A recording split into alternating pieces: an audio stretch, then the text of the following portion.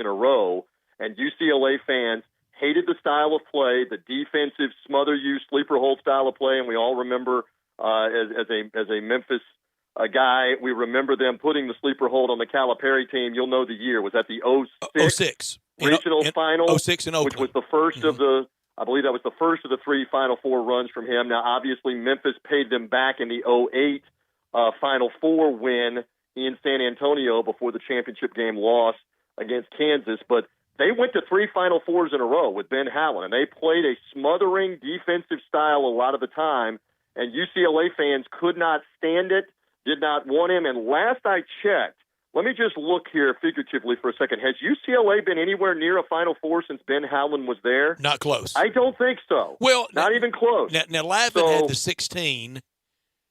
Or was that? Yeah, that was since Ben Howland. And Steve Alford brought him through here in a Sweet 16 a time or two, but not an 8 or a 4. But that's not the Final Four. Sure so they haven't even been to a Final Four, much less won one. But his style is adapted a little bit. He's got an interesting personality. I liked being around him and interviewing him some on the national level back when he was at UCLA. I can honestly say I remember when he took the job, I was at the Final Four at coverage for Tune In live from the Final Four, and Howland had taken the Mississippi State job, and we interviewed him about the excitement. And we kept talking to him about, do you really understand what you are about to do when you leave Los Angeles? And he's from California, I believe, originally. You're about to leave Los Angeles and come to start Vegas. And he said, well, I've seen it, I've been around it, but I'm going to have to experience it. It's going to be new, but I'm ready to embrace it. So now he's been there for a few years. But I'm with you. I really don't know how good of a fit that is or isn't. I do know this. It is tough to consistently win at State. There is no doubt that Rick Stansbury had some success here and there. A couple of others before him have had success here or there, but it's tough to consistently win, right? Yeah, and even Kermit Davis's dad, he had good teams there, and way back, Coach Babe McCarthy sure did, but consistently in anything resembling the modern era, it's just really tough at a lot of places in the SEC. I also closed last night with saying I'm not waving the SEC flag, and when Kentucky was down at Vanderbilt last night, I really didn't want to wave it. Well, and they obviously are one of the ones you're paying attention to. Auburn is another one that you're obviously paying attention to. LSU lost the overtime game to Auburn. They're one of the top teams here, but I'm wondering how good are they, and how good of an X&O coach is Will Wade, because he's had some shortcomings as well. So is the SEC going to put 4 or 5 teams in? It certainly looks that way. How many of them are around on the second weekend, including Kentucky or Auburn? Maybe Auburn, maybe Kentucky, but I mean, how many of them are going to be around for the second weekend? I think it's a legitimate question. And it's a theme that is developed all year long, just the wide open nature of college basketball. If Joe Lunardi's correct, the 1 seeds today would be San Diego State, Gonzaga, Baylor, and Kansas. That's 2 teams that don't play anything resembling big-time college football.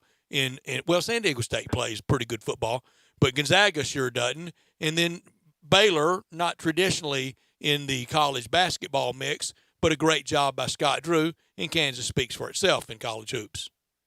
Well, and how about the 5th team is Dayton with Obi Toppin, an outstanding forward who's an NBA prospect, who had a phenomenal dunk last night. And the San Diego State kid, by the way, in the New Mexico game had a highlight reel dunk that's all over the internet, all over social media last night too, and they're undefeated.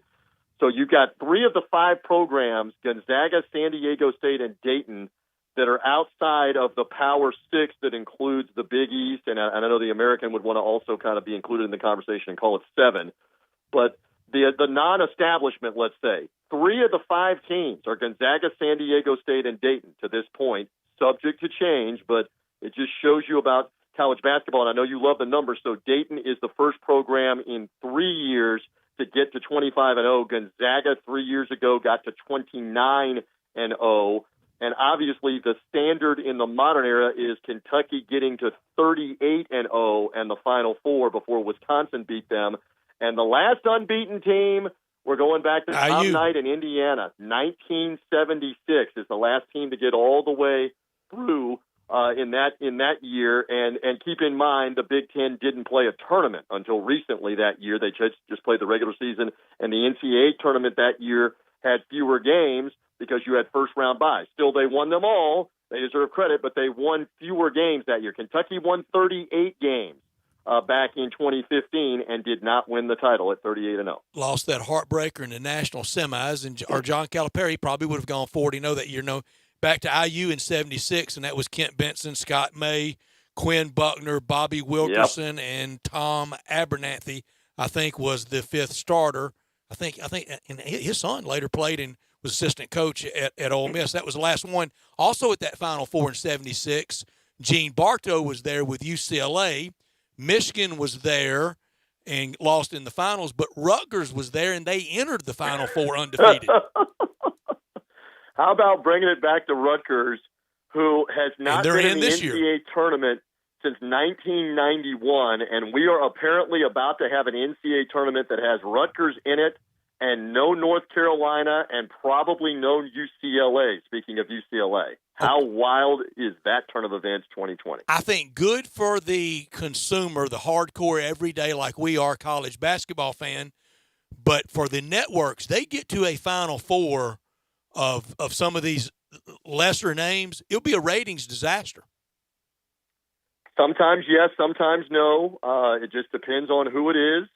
Remember, Loyola Chicago got there a couple of years ago. I was there, in San Antonio, and we've seen, we saw Wichita State get to the Final Four in Atlanta. The Final Four is Atlanta again this year, and I will be privileged to be there again for Tune In and doing stuff with the Final Four. But Wichita State was there against Louisville, and Louisville beat them in the semifinals, and then Louisville beat Michigan in the championship game to win the whole thing. Or at least now that's been stricken from the NCAA. We're not supposed to talk about that, right? But by the way, if you're a Memphis guy, you don't like Louisville anyway. So anyway, that championship didn't happen. Erase that. But they can't erase our memory. That just gives you an idea whether you're talking about Shaka Smart and VCU getting to the Final Four, or Butler back-to-back years got to the championship game, or even speaking of Ben Howland and UCLA beating Memphis in 2006, that Final Four in Indianapolis had George Mason, that had an amazing run to get to Indianapolis. So I love this, and you better be ready that a San Diego State, a Dayton, somebody like that can put it together, even though they're not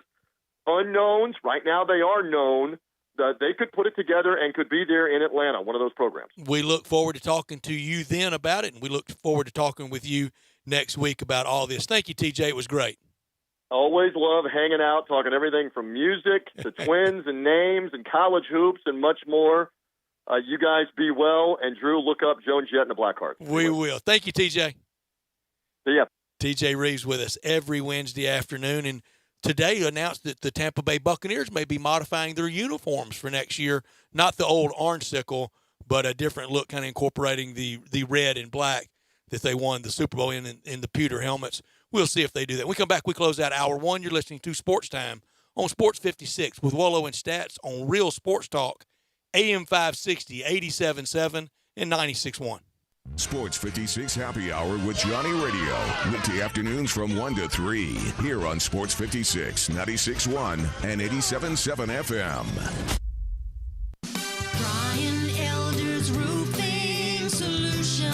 I'm Brian Elder. It's been a particularly rainy season, and that stain on your ceiling isn't getting any smaller, exposing your family to the possibility of mold. Let me come take a look. 867-0303. Our technicians are Owens Corning Platinum Preferred, so don't let someone tell you that it has to be replaced if all you need is a repair to get several more years of life. 867-0303. Have me on your speed dial for when life's little catastrophes come up. 867-0303. Upgrade your roof to a beautiful Owens Corning Duration architectural shingle with a 50-year warranty and an unheard of 25-year labor guarantee. I'll measure your roof from outer space and give you a competitive estimate right over the phone. Buy now and pay nothing till 2022 with approved credit. 867-0303 or BrianElderRoofing.com.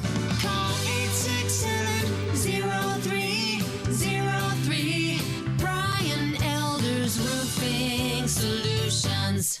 Head on over to Frontier Western Store for their famous February sale. This is Frontier's biggest sale of the year, and it is the time to save big on boots and apparel. All men's jeans are now on sale. Ariat denim $10 off. Wrangler and Carhartt pants $5 off. Select styles marked down even more, up to half price. There's huge savings on Carhartt shirts as well. Select clearance shirts and outerwear up to 50% off. Ariat shirts and jackets discounted as well. Hurry in for best selections. Women's t-shirts by Simply Southern, Girly Girl, and Puppy Love as low as $10. Frontier has markdowns in the boot room as well. Hundreds of boots by Double H, Rocky, Durango, and Ariat. Now priced to move to make room for new spring arrivals. Stop by Frontier today and grab your next pair of dress or work boots. It's the famous February sale at Frontier Western Store, 5880 Goodman Road in Olive Branch, and on the web at frontierwesternstore.com. Family owned and operated since 1967.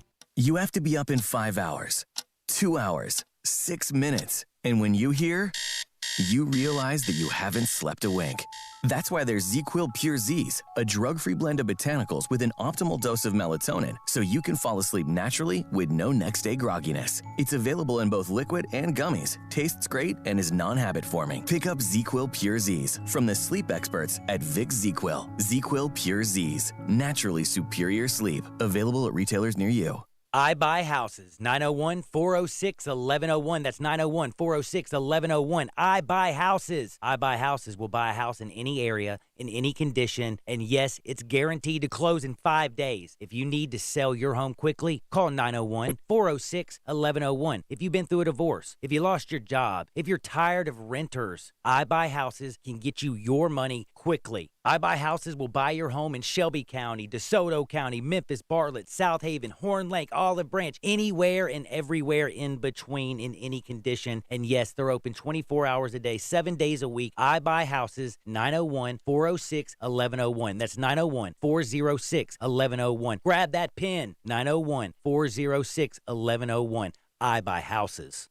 Hey fellas, Valentine's Day is creeping up on you. It's February the 14th. Have you even thought about what you want to get for your lady so she'll know how special she is? I'm Bill Russell, owner of Russell Brothers Jewelers, and this is going to be my 51st Valentine's Day, helping Memphis guys say I love you to their girls. At Russell Brothers Jewelers, the possibilities are endless. Rings or earrings, pendants or bracelets, we can help you find just the right piece, a piece that will make her eyes sparkle, will make her heart beat faster, and beautiful jewelry will always last a lot longer than flowers or candy. Gold or silver, diamonds or other exquisite jewels, let us show you how our quality and beauty, our value and service combine to make your Valentine shopping an enjoyable experience. How do you keep your Valentine happy? It's so easy. With a piece of magnificent jewelry from Russell Brothers Fine Jewelers, 4646 Poplar at Perkins. Now, back to Sports Time on Sports 56 with Wolo and Stack. This hour of Sports Time is brought to you by Lexus of Memphis. Here once again are Dave Wolochin and Brett Norsworthy. You can watch us live and message us at Sports 56 WHPQ on Facebook, Twitter, Instagram, Periscope, and YouTube. I'm waving at you right now. If you're watching on the stream, and we appreciate you so very much for doing so, you can text us at 67129 at the First Bank text line, and you can be really 80s and 90s. You can call us at 360-8255 at the First Bank phone line. We welcome phone calls anytime. At the text line, a texter asked, does Ole Miss have enough quality opponents on their schedule to play their way on the bubble? Yeah, they got plenty of quality opponents, like starting Saturday at Rupp Arena. You go up and win there, and game on. Yeah, I mean, there's plenty of opponents there, but, I mean, are you going to pull it out? Hadn't won at Rupp Arena since 98 with Keith Carter. That's a long time. Yeah. Keith's the AD now. Yeah, he is. So full circle. It's a long time ago. And then they go on the road next week to Mizzou, home against Bama. Ought to be able to handle both of those, road and home against Mizzou and Bama. And then on Tuesday night, the 25th, they go down on the Plains to play at Auburn. Had the season sweep of Auburn last year, narrow loss to Auburn in the game at the Pavilion. But, yeah, you win at Kentucky, you win at Auburn, and just reasonably take care of business the rest of the way. Maybe toe stubber here or there, win a game or two in Nashville. You've played on now. That's a lot to do. Go to that's a Rupp lot and to go, ask. and go to Auburn and win. That is a lot to ask. No, Ole Miss really buried themselves with home losses in the SEC with an 11-point lead to Arkansas. Let it get away. The Auburn game, the LSU game, and then just not showing at all in road trips to Texas A&M and to Tennessee. And then you go back to the game back Thanksgiving that Eli did against Oklahoma. Eli Savoy did for Ole Miss IMG Learfield Network when they got beat by more points to Oklahoma State than they scored. And Oklahoma State's really bad. Yeah, that's the problem with Ole Miss. They've had great showings of games this year, but they've had some really bad showings in games, and the consistency's not there. And I think they would honestly have to do what you just said and maybe even make it all the way to Saturday in the SEC tournament. And that could be making it to Saturday after having potentially, if it started today, on Wednesday. Yeah, and starting on Wednesday. Probably having to go through Kentucky or Auburn on the way there. And you get to that SEC tournament, once you get to Saturday, you're probably bumping into Kentucky, and it's a home game for them. I mean, they're fans, and it's in the right place now. The domes had gotten too big for the 90s thing in Atlanta and in New Orleans. There's no need to have that. Then the market demanded it because the entry of Arkansas into the SEC really pushed the demand for tickets for the tournament, postseason tournament. Well, the SEC responded and had them in domes. It's just not there anymore. I don't know if even a revived Arkansas gets it back, but the Kentucky fans, they for sure show, and they show in a big way. At the Gatlin Insurance Agency, they know that things can come out of left field at you. It's why you need to have a game plan that makes all the difference. Luckily, Farmers Insurance has been helping people cover their bases for more than 90 years, and they can help you too. Let your local Farmers Insurance agent, Chad Gatlin, put his experience to work for you. Chad proudly serves greater Memphis families and businesses and is ready to review your existing policies or provide a no-obligation quote. Call Chad at 901-235-1176 or visit memphisfarmers.com to get smarter about your insurance. At Farmers, they've seen just about everything, so they know how to cover almost anything. Talk to Chad today to see if you have the coverage you want for whatever curveballs may come your way. Call 901-235-1176 or go to memphisfarmers.com. Hour 2 begins with Mike DeCourcy from the Sporting News. You're listening to Sports 56, 87.7 and 96.1. Tiger Hoops fans have something extra to look forward to this coming March. Not only is it tournament time, but it's the opening of the Tiger Hoops exhibit at the Pink Palace Museum. After Finch's two-pointer, Ronnie Robinson sank the shot that once again brought the two teams into a tie. Come to the Pink Palace Museum this March and experience 100-plus years of Tiger men's and women's basketball, from their beginnings as the West Tennessee State Normal School to the present. The Tigers are very much alive. Don't miss the Tiger Hoops exhibit at the Pink Palace Museum, opening March 7th.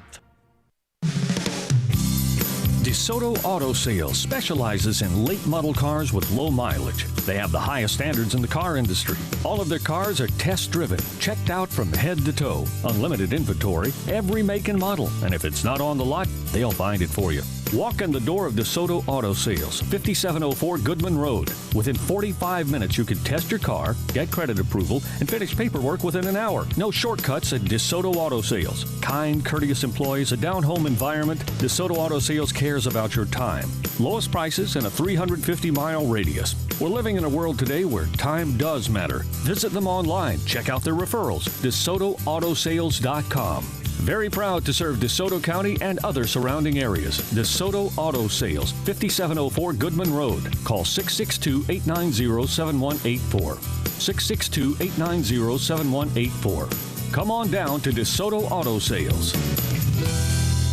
The Can-Am Spring Fever event is here and ready to take you on the ultimate off-road ride and get you some serious savings. Can-Am is built for ripping through trails, crawling through mud, cruising over dunes, getting the job done. Get it done for less. Farmers and ranchers can save up to $1,500 on select 2020 Defender models, or even on select 2019 models, save up to $2,500 during the Spring Fever event. Get yourself a new Can-Am off-road vehicle at a great price. Visit us today, Olive Branch Motorsports, 5656 Goodman Road, or online at obmotorcycleatv.com. Did you know nearly 40% of men under 40 and over 75% of men over the age of 40 experience sexual performance concerns? At the Memphis Men's Clinic, their experienced physician performs a comprehensive evaluation that determines which specific issues may interfere with your sexual performance. These issues can vary and range from anxiety to medical issues, low testosterone, or erectile dysfunction. The Memphis Men's Clinic has evaluated hundreds of men of all ages over the years and reestablished a normal sexual life. The Memphis Men's Clinic will work aggressively to resolve issues and allow you to restore your sexual health and overall well-being. That's the Memphis way. If you're 20 years old or 90 years old, come and get cared for the Memphis way. Treatment that's based on your specific needs after a professional clinical evaluation by their experienced board-certified physician. Call the Memphis Men's Clinic today at 901-443-0475 or visit memphismensclinic.com. Join the Midday Show and Johnny Radio at Top Gun Shooting Range this Thursday from 10 to 3. Top Gun is located at 2770 Witten Road, right off Summer Avenue. If you haven't been yet, you need to come check this place out. We'll be giving away 2 $50 Gould's gift certificates for your Valentine and a full automatic gun experience, which is getting to shoot 4 of Top Gun's fully automatic guns for free. That's this Thursday at Top Gun Shooting Range. Come shoot with us. We are Sports 56 WHBQ Memphis, WIVG-FM Tunica Memphis, and WPG-FLP Memphis. Flynn Broadcasting Stations. Now, more of Sports Time on Sports 56 with Wolo and Stats. This hour of Sports Time is brought to you by Homer Skelton Hyundai. Here once again are Dave Woloshin and Brad Norsworthy. Dave traveling with the Tigers today for the game tomorrow night in Cincinnati against the Bearcats.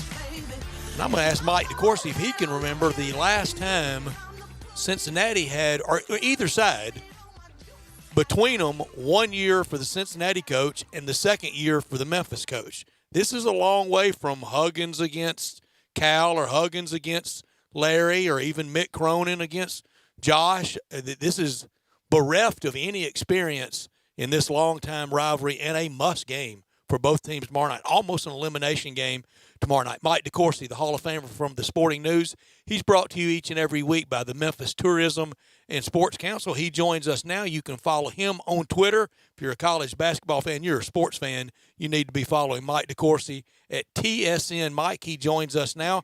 Mike, almost an elimination game tomorrow night in the Queen City between the Cats and Tigers. I won't go that far. Okay. I understand your point about how important it is, because it is for both teams. It's an elimination game if your goal is to be in the bracket on Friday. And that's important to me because I do it, and Fox Sports puts it out there.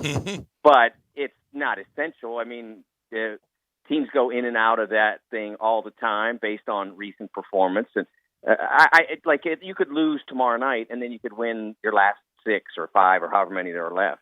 So I don't ever say that you have to have it at this stage. And you get back down to the final week of the season, or penultimate week of the season, and then you're looking at games that can have that kind of consequence. But there's still time to repair any damage done. I just, for the Tigers, I just wonder if you go up here and lose, and you don't have DJ Jeffries, can you find the rhythm and the confidence to be able to go out and beat the teams that you play subsequent to that? Or Precious. There's a Houston left. Yeah. I mean, that's a lot. There's a lot of difficult games for the Tigers down the stretch. So a lot of opportunity, but are they capable of playing at that level now with the departures or injuries that they've had? Yeah, and yesterday I kind of contradicted myself with tomorrow night, but it wasn't just about the Tigers in Cincinnati. But I said, we're getting to the point of the year. I don't think we're there yet. Maybe give me 10 more days. But in about February 25th or so, Mike, I just really believe this is who you are, for better or for worse. Now, you could run into a game and you make 10 threes and the other team makes 2, and you look really, really good. But we're about to the point of the year, and there's no free agent wire. You're not going out and picking up other players. This is kind of what you are, and we're getting to that point. You can still improve a little bit, especially if you're one of the more gifted teams. You can still, but when you're struggling just to find any success, it's hard to locate it now unless you've got somebody that's out and coming back. Like Michigan, they went into last weekend really in a bad way, and then after having lost him first to a pulled groin and then to a hip injury, Michigan got Isaiah Livers back, and they went out and beat Michigan State, and Isaiah was really good, and so they can feel confident for the next 5-6 weeks that as long as they have him, that they can be something similar to the team that was so good in November and December. And so that's something that's out there for some teams. I don't know what DJ's situation is. I heard one media figure say that it might be, that we might not see him till next year. I hope that wasn't right, but if it is, that really puts Memphis in a very difficult spot relative to being great this year. And for Cincinnati, they had a really tough call at the end of that game. And I hardly ever I reserve my criticism for the refs for it to really matter. But I thought the UConn guy body blocked Jerry Cumberland at the end of the game. It wasn't called, and Hurley's club gets a big home win. Well, he did, but I think it might have come after the buzzer. I don't think they were going to call it anyway. Yeah. But I think that maybe in the terms of the correct, incorrect, that might have let them off the hook a little bit because I do think that it came after the buzzer. I don't think that they were wise to continue to pursue the same course when the course was clearly not working. I mean, Jaron Cumberland is a great player and has won them so many games over the years. But when you get to 1 of 8, 1 of 9, it's pretty obvious, especially, in a circumstance like that where every possession is golden. It's pretty obvious it's probably not going to happen. And I thought that they could have used him as a decoy and gone in another direction and certainly fared no worse. I mean, he went from, I think in the final possessions, he went from 1 of 8 to 1 of 11. And so he missed 3 huge shots, 3 huge possessions that were wasted on a player who wasn't effective that day. I don't think that you can continue to do that and expect to have success. It's more, that day it was more likely than not he wasn't going to succeed. Mike, in college football, I call it kind of pound for pound, great coaching job being turned in. And last year he didn't have that good a year, but I'm talking about the whole body of work when you factor in budget and facilities and emphasis. And I always come back to Pat Fitzgerald at Northwestern. Give me your body of work guy from college basketball that maybe a lot of our listeners wouldn't be that familiar with, but just year over year chops wood and keeps having a really respectable team on the floor. I think that the easy choice, and maybe the listeners have heard of him by now because of 2008, and that would be Bob McKillop. I mean, he's coaching at a school. Mm-hmm. Yes, he's coaching at a school that has 1,950 students. Yeah. I mean, Memphis got high schools bigger than that. Yeah, Harvard of the South that people don't know about. Yeah, and so I can tell you, I knew players who were recruited there who were good prospects, guys who had offers from bigger schools, and Dayton recruited them, and they said, okay, I want to come to Davidson. Not Dayton, Davidson. And they said, okay, I want to come to Davidson. And they're like, oh, good. Okay, we'll get back to you in a few months when our admissions people say you're good. I mean, that's a true story. Yeah. And it actually worked out both very well for Davidson and the player in those particular circumstances. But that's the way it is there. And they went from the Southern Conference, where they were highly successful. Bob won 11 conference championships there, to the Atlantic 10, which is a top 10 league. I mean, it's not the Big East or the Big Ten or the SEC, but it's a top 10 league. And they have 1,950 students, and they're competing in one of those conferences, and he continues to succeed. This year has not been what was imagined for them, but that's pretty rare for a Bob McKillop coach team. I've known 2 people ever that went to Davidson, and they both were brilliant. That seems logical. Because it's impossible to get in. It's not easy to get to travel to, is it? Well, it's about a half hour maybe north of Charlotte. It's in a lovely area. I mean, if you're inclined, if you think you want to go to Davidson, then you probably want to go to Davidson. I mean, it's like I said, it's really small. You have to want that, but it's a really beautiful area and obviously a great university. And the basketball's pretty good. Yeah, and after that guy Steph Curry in 2008, he did become known. And I can remember watching that game and thinking, yeah, the Tigers, because I was thinking about the next weekend. Yeah, we want Davidson. We want that little bitty. We want Son Adele, that little bitty guy. He can't do much, and he could do a whole lot talking college basketball.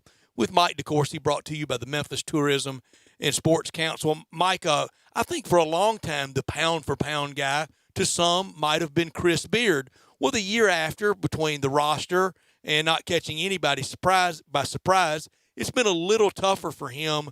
But I do think they'll squeeze into the tournament. If he squeezes into the tournament, he could be a tough out at Texas Tech. Yeah, I don't think it's going to be a squeeze, Stats. I think that they've taken the squeeze out of it. I mean, There was about 2 weeks ago that I was getting ready to write a column about what would it be like, and to check back, and I'd be willing to bet that we've never had. Oh, I know where you're going. Yeah, I don't think we've ever had both teams from the championship game, at least not in the modern era, not make the tournament the next year. And so I was going to go start researching that, and then Texas Tech won a game, and I'm like, okay, let's hold off. But then they won another. They're going to be fine. They're starting to play like they're capable of playing. And I think they'll probably end up in at least a 7 seed, because when you do those brackets, you start to really struggle to find teams with great resumes. It's really hard. And when you're like a Mississippi State, a team that you start to believe in a little bit, and then they go out to Ole Miss and not just lose, but just get hammered. And hammered doesn't really always matter, but it sort of says something about what you're capable of. So they got a lot of damage control to do for what happened last night. Those kinds of things happen on that line, and I'm getting ready to call it a bubble, but I haven't yet. But in that region of my projected brackets, that happens to teams a lot of times, and that's why they are where they are, because they just aren't totally complete. They don't have either enough good players or the right formula or great chemistry or whatever it might be. When do you think you officially get into bubble talk? You mentioned that last week. You're reticent this week. When is it officially defined bubble talk? Never. But I used to joke about this on Big Ten Basketball and Beyond on the Big Ten Network, that like Valentine's Day is a good time that you can actually start talking about it. And Dave Revson, the host of the show, my good friend Dave, would always say, most people are thinking about other stuff on Valentine's Day, Mike. Yeah. Yeah, it's a little bit like on the Cardinal broadcast. Mike Claiborne, he says he doesn't look at any baseball standings until Flag Day, June 14th. Interesting. Very interesting. So February 14th for bubble, June 14th for baseball standings in the Big Ten. You mentioned your work with the Big Ten Network, and of course with Fox as well, along with Sporting News. The Big Ten, how many bids? And can you ever have a league get too many? I don't think you can ever have a league get too many if they earn them. And I think that being around the league as much as I am now, I can see, the challenges of being in that league. It's nearly impossible for the players and coaches. It's really difficult. First of all, they play 20 league games, which is something that is relatively new to high major basketball. They started it last year. I think the ACC is doing it now. It's that's a lot to begin with. But then you throw in the fact that none of the teams are awful. I mean, even Northwestern has an awful record and is not an awful team. If you don't play when you play them, they can beat you. And Rutgers, now you can only play 4 or 5 minutes, or maybe even just a minute and a half in the right circumstances, and beat them. But you have to play at some point. And, I could say that there are teams in other conferences that you could not play at all and still win, especially if you're at home. I mean, you basically let the crowd win the game for you. And that's the difference between being in that conference where you're talking about I think it's 12 teams in the top 45 of KenPom, the KenPom ratings, which are so influential in the game, and so many people believe in them. That's 12 teams that are all hunting for a tournament bid. I think they'll get probably 10, but it could be 11. I don't know if there's a path to 12 because teams cancel each other out a little bit. But I have not had fewer than 10 teams in any of the brackets I've done. I believe I'm up to 11 now over the course of a month. I've not had fewer than 10, and I've had 11 in 2 of them, including the current one. And I'm with you. Of course, deserved, but I don't think there's too many. For those at larges, I want the best teams in the tournament. We have the automatics, and I want to keep the automatics. I've never been one of the guys of, no, just the best 68. No, I like the flavor of the NEC and the MAAC and the MAC and all the difference. But when we get down to those at larges, if one league, whether it was the Big East or the SEC or the AAC or the ACC, if they gobble them up, they gobble them up. Well, the one thing that I like to talk about is, first of all, when people say they want mid-majors to get their fair share, the first thing I say is, first of all, they're getting when you factor out the top 8 or 9 leagues, and you could even take it down to 7 or 8, depending on where you draw that line. They're getting basically a third of the field automatically, and I don't think there's anybody that could realistically say that a third of the top, of the 300 teams in college basketball, that a third of the best of them are mid-major or low-major teams. I just don't think that's realistic. So automatically they're getting really more than their fair share. But where I'd like to see the committee be more just, and I think we saw a little crack in that opening last year with the introduction of the net, which has but been a little bit more accommodating to mid-majors than the RPI was. We saw Belmont get in a year ago. I have no doubt that if Wofford had needed it, they would have gotten in with one. If they had lost their automatic bid, no-brainer, they would have been in. So that's a good thing. We go back to 2015, when Cameron Payne was the star player at Murray State, and they won, I think it was 26 consecutive games. And I know the OVC is not the best league in the world, and I know that most of those were, there weren't a lot of glamour wins in there, but they won 26 consecutive games, and then they lost their conference championship game on a buzzer shot in overtime. I mean, come on. I mean, I think their final record was something like 27-4 or something like that going in the tournament. You do that, you go 18-0 in your league or whatever. There is no league in college basketball that if you run the floor, you run the deck in that, and you have a very good non-conference record, there's no league in the country that you don't at least deserve high consideration and probably automatically to be in. If you can, it is so hard to go undefeated in your league, and that kind of team gets kind of a raw deal. Monmouth a few years ago, I think they beat Georgetown, Notre Dame, and Southern Cal, and then they lost 2 league games on the road. They're not very good teams, but they went like 18-2 in their league or 16-2, and they had those high major wins, and they didn't take them. And they took Tulsa that year, and that Tulsa team was so not a tournament team that their guys were out shopping and hanging out at the mall because they didn't think they had any chance to get in. Even they knew they weren't a tournament team. Do you think some of those leagues may need to modify their bracket and maybe not everybody go to the conference tournament site to kind of grease the skids a little bit for that team that came through the round robin to maybe automatically advance to the semifinals? That's something that the West Coast Conference has done for a long time.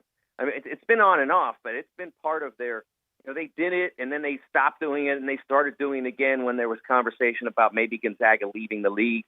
Because it's something that Gonzaga feels like, why should we have to do this again? I mean, we've pounded the heck out of whoever the last place team is. We shouldn't have to do that again. It's not really proven anything. And they're right.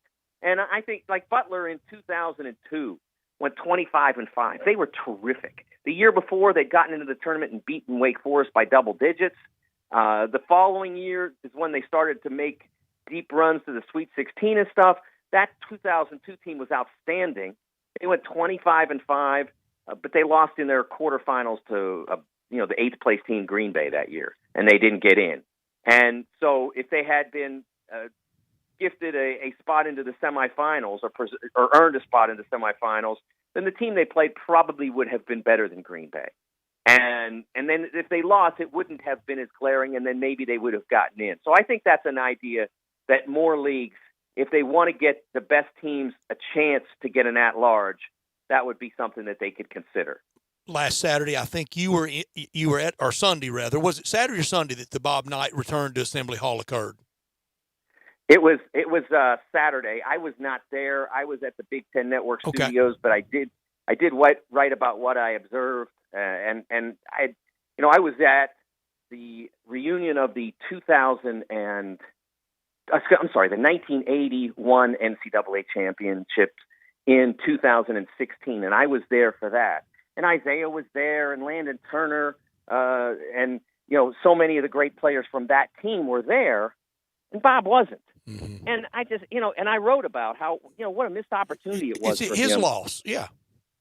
Yeah, and so, so I was happy to see that finally, before it was too late, he came back and he gave those people a chance to say thank you, and they certainly did. And those people is one thing, but also the players. I mean, there were probably 75 players, former players, on the floor to surround him and say thank you to him. Not everybody agreed with Bob, and I certainly was among those who had my problems with him. But it's not about that now. I mean, he's not a coach anymore. That's right. If you disagreed with the way he coached, it's over. He doesn't coach any longer. He's a retired coach. And the people who loved the way he coached wanted a chance to say thank you. I'm totally fine with that. Me too. And Mike, I said on Monday, some say it's complicated. I said it was very simple. You tell me which one it is. I said it's simple. Great coach, royal horse's rear end as a guy. To some people, yes. I mean, to a lot of people, he was a prince. Uh-huh. It just depended on the day and who you were and what mood he was in and those kinds of things. There are lots of people who said he's among the most generous and charming people they ever encountered. Wow. I will tell you this: in 2009, I think it was. I had to do an interview with him. I went to an event for it was like a Wounded Warriors event. Yeah. Up at a place in South Bend, and the reception afterward was at Digger's house. And I went to this, and Digger said, you're going to do this interview with him. He came all this way. He needs to get this done. And so he did it, and he was great. And, and that doesn't mean I always agreed with everything he did or whatever, but, he was an amazing interview, and he was very cooperative in that circumstance. So, I like I said, a lot of people really believe in him and really loved him and thought that he was wonderful. And so, it's not my place to tell them now that he's retired and probably, pretty apparently not in the best of health. It's not my place to tell those people how to feel. It doesn't matter anymore what I think of that. He was certainly a great coach, a very successful coach. And that part is always going to be there. Mike DeCourcy, great stuff. Love visiting with you every week. Be safe in your travels, and we'll be watching, listening, reading, and following you on Twitter. Thank you so much, Mike. I appreciate it, Brett. Thanks very much. You got it. Mike DeCourcy, the preeminent college basketball writer in this country, Hall of Famer, brought to you every week by the Memphis Tourism and Sports Council. Millions visit Memphis each year, drawn here by our world-famous music and food. But did you know Memphis is also a global destination for sporting events? Yeah, you know it, whether it's the FedEx St. Jude World Golf Championship, Southern Heritage Classic, the new St. Jude Ironman Triathlon, to amateur and youth sports. Hundreds of thousands are drawn to our city each year by sports. Memphis Tourism and the Memphis Sports Council are a winning combination, working year-round to bring visitors and sporting events to our community that help fan the flames of economic development in Memphis and Shelby County. And next March, a ticket will be punched to the Final Four as the NCAA tournament returns to Memphis next March at FedEx Forum for Sweet 16 in Elite 8 games. We sure had fun with them the last time with Butler and UCLA and Kentucky and North Carolina in that great game on Sunday between Kentucky and North Carolina. Memphis Tourism and Sports Council working hard to keep things fun and active from downtown to out east and all points in between. And they bring you Mike DeCourcy every week. I'm with him on bubble. I think there's a little too early, too much bubble talk. Yeah, and the bubble can mean so many different things. You can make it mean whatever. Anybody can be in the bubble if they want to realistically say, "Hey, man, we're a bubble team right now." The Ole Miss texture, yeah, a little bit earlier. I think for if you 14-11 team, if you want to say you're on the edge of being in the bubble, which is the edge of the tournament, so right now you're on the edge of the edge. I mean, you can basically say that because everybody's bubble is different. I mean, some bracketologists, you look at it on the bubble means 4 teams. Others on the bubble means 12 to 16. So basically, there's no definition of it. So if you want to say you're on the bubble, then heck, you're on the bubble. And like a lot of things, whether it's National Signing Day in any sport, the hope, you got to keep that in. I know Saturday you sent a text to me. I think I can reveal it. You sent a text, season's over. No, it's not. You don't even feel like that anymore, I don't. And it's just the heartache that goes into it after the emotion and everything. I don't feel that way. I mean, I was kind of mad, but after the game, you sit back, you reflect, you realize, a win tomorrow night, a win against Cincinnati. You still got a lot of ground to make up if you can somehow go 4-1 or heck 5-0 in your last 5 in that tough stretch. You realize that the injuries were piling up, and of course you want to win the game, but it's not over. There's still plenty of games and plenty of time to make an impact and go on a run and ultimately get into the field of 68. I think I know the answer to this question. I don't want to put Dave on the spot because he sure doesn't make the call or the plans on it, so it's no need to bore in on him. But I thought play-by-play guy controls the outcome. So it is his fault. We'll say that to him when he's here, but I do want to give him the actual honest leeway of that because he doesn't make the travel plans. But why wouldn't? I think it's because it's a Sunday and not a Saturday game. But why wouldn't the Tigers travel to Cincinnati today, play tomorrow night, stay in Cincinnati tomorrow night, travel to UConn at some point Friday, practice Saturday, and play Sunday? Instead of coming back and then loading back up. School Friday's one thing, too. Yeah, but, I mean, and realistically, I mean, there really aren't that many Friday classes in general. Is that right? Yeah, realistically, I think I took one Friday class in 8 semesters of college. Nice. Yes. So Thursday night was big for yes, you. I was a big Monday, Wednesday class guy. And Highland Tuesday, Strip, Thursday night, everything. Of course. You had $2.50 vodka drinks at the Bluff. You had to. Come on. You had to. When we come back, we'll have Rick Harrow to talk the business of sports. You're listening to Sports Time on Sports 56 with Wolo and Stats on Real Sports Talk, AM 560, 87.7 FM, and 96.1 FM. Take Sports 56 with you on your phone or tablet. Download our official Sports 56 app today.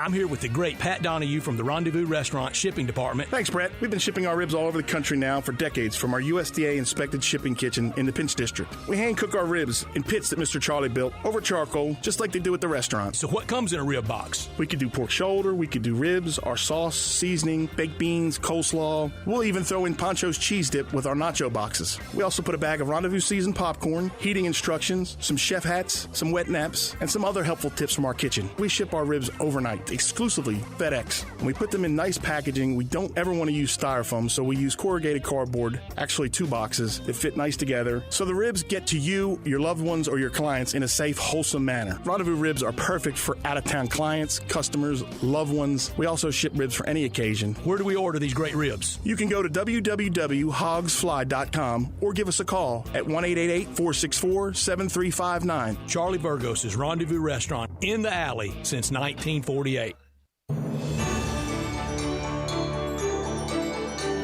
I'm a big fan of Town Village, and there is always something to do year-round. Nestled in the heart of East Memphis, located corner of Park and Cherry, is a beautiful residential neighborhood. Looking for a great place to retire, but you still have a very active lifestyle? Then visit Town Village. Only requirements that you're 55 plus. Prices per month starting at $2,300. The gourmet chef welcomes you to visit our restaurant and bistro.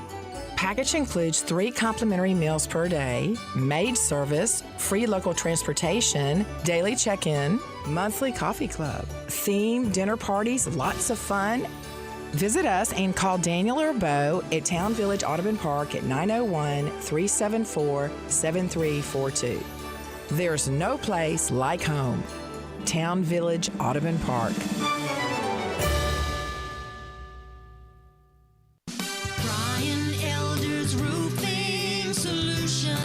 I'm Brian Elder. It's been a particularly rainy season, and that stain on your ceiling isn't getting any smaller, exposing your family to the possibility of mold. Let me come take a look. 867-0303. Our technicians are Owens Corning Platinum Preferred, so don't let someone tell you that it has to be replaced if all you need is a repair to get several more years of life. 867-0303. Have me on your speed dial for when life's little catastrophes come up. 867-0303. Upgrade your roof to a beautiful Owens Corning Duration architectural shingle with a 50-year warranty and an unheard of 25-year labor guarantee. I'll measure your roof from outer space and get you a competitive estimate right over the phone. Buy now and pay nothing till 2022 with approved credit. 867-0303 or BrianElderRoofing.com.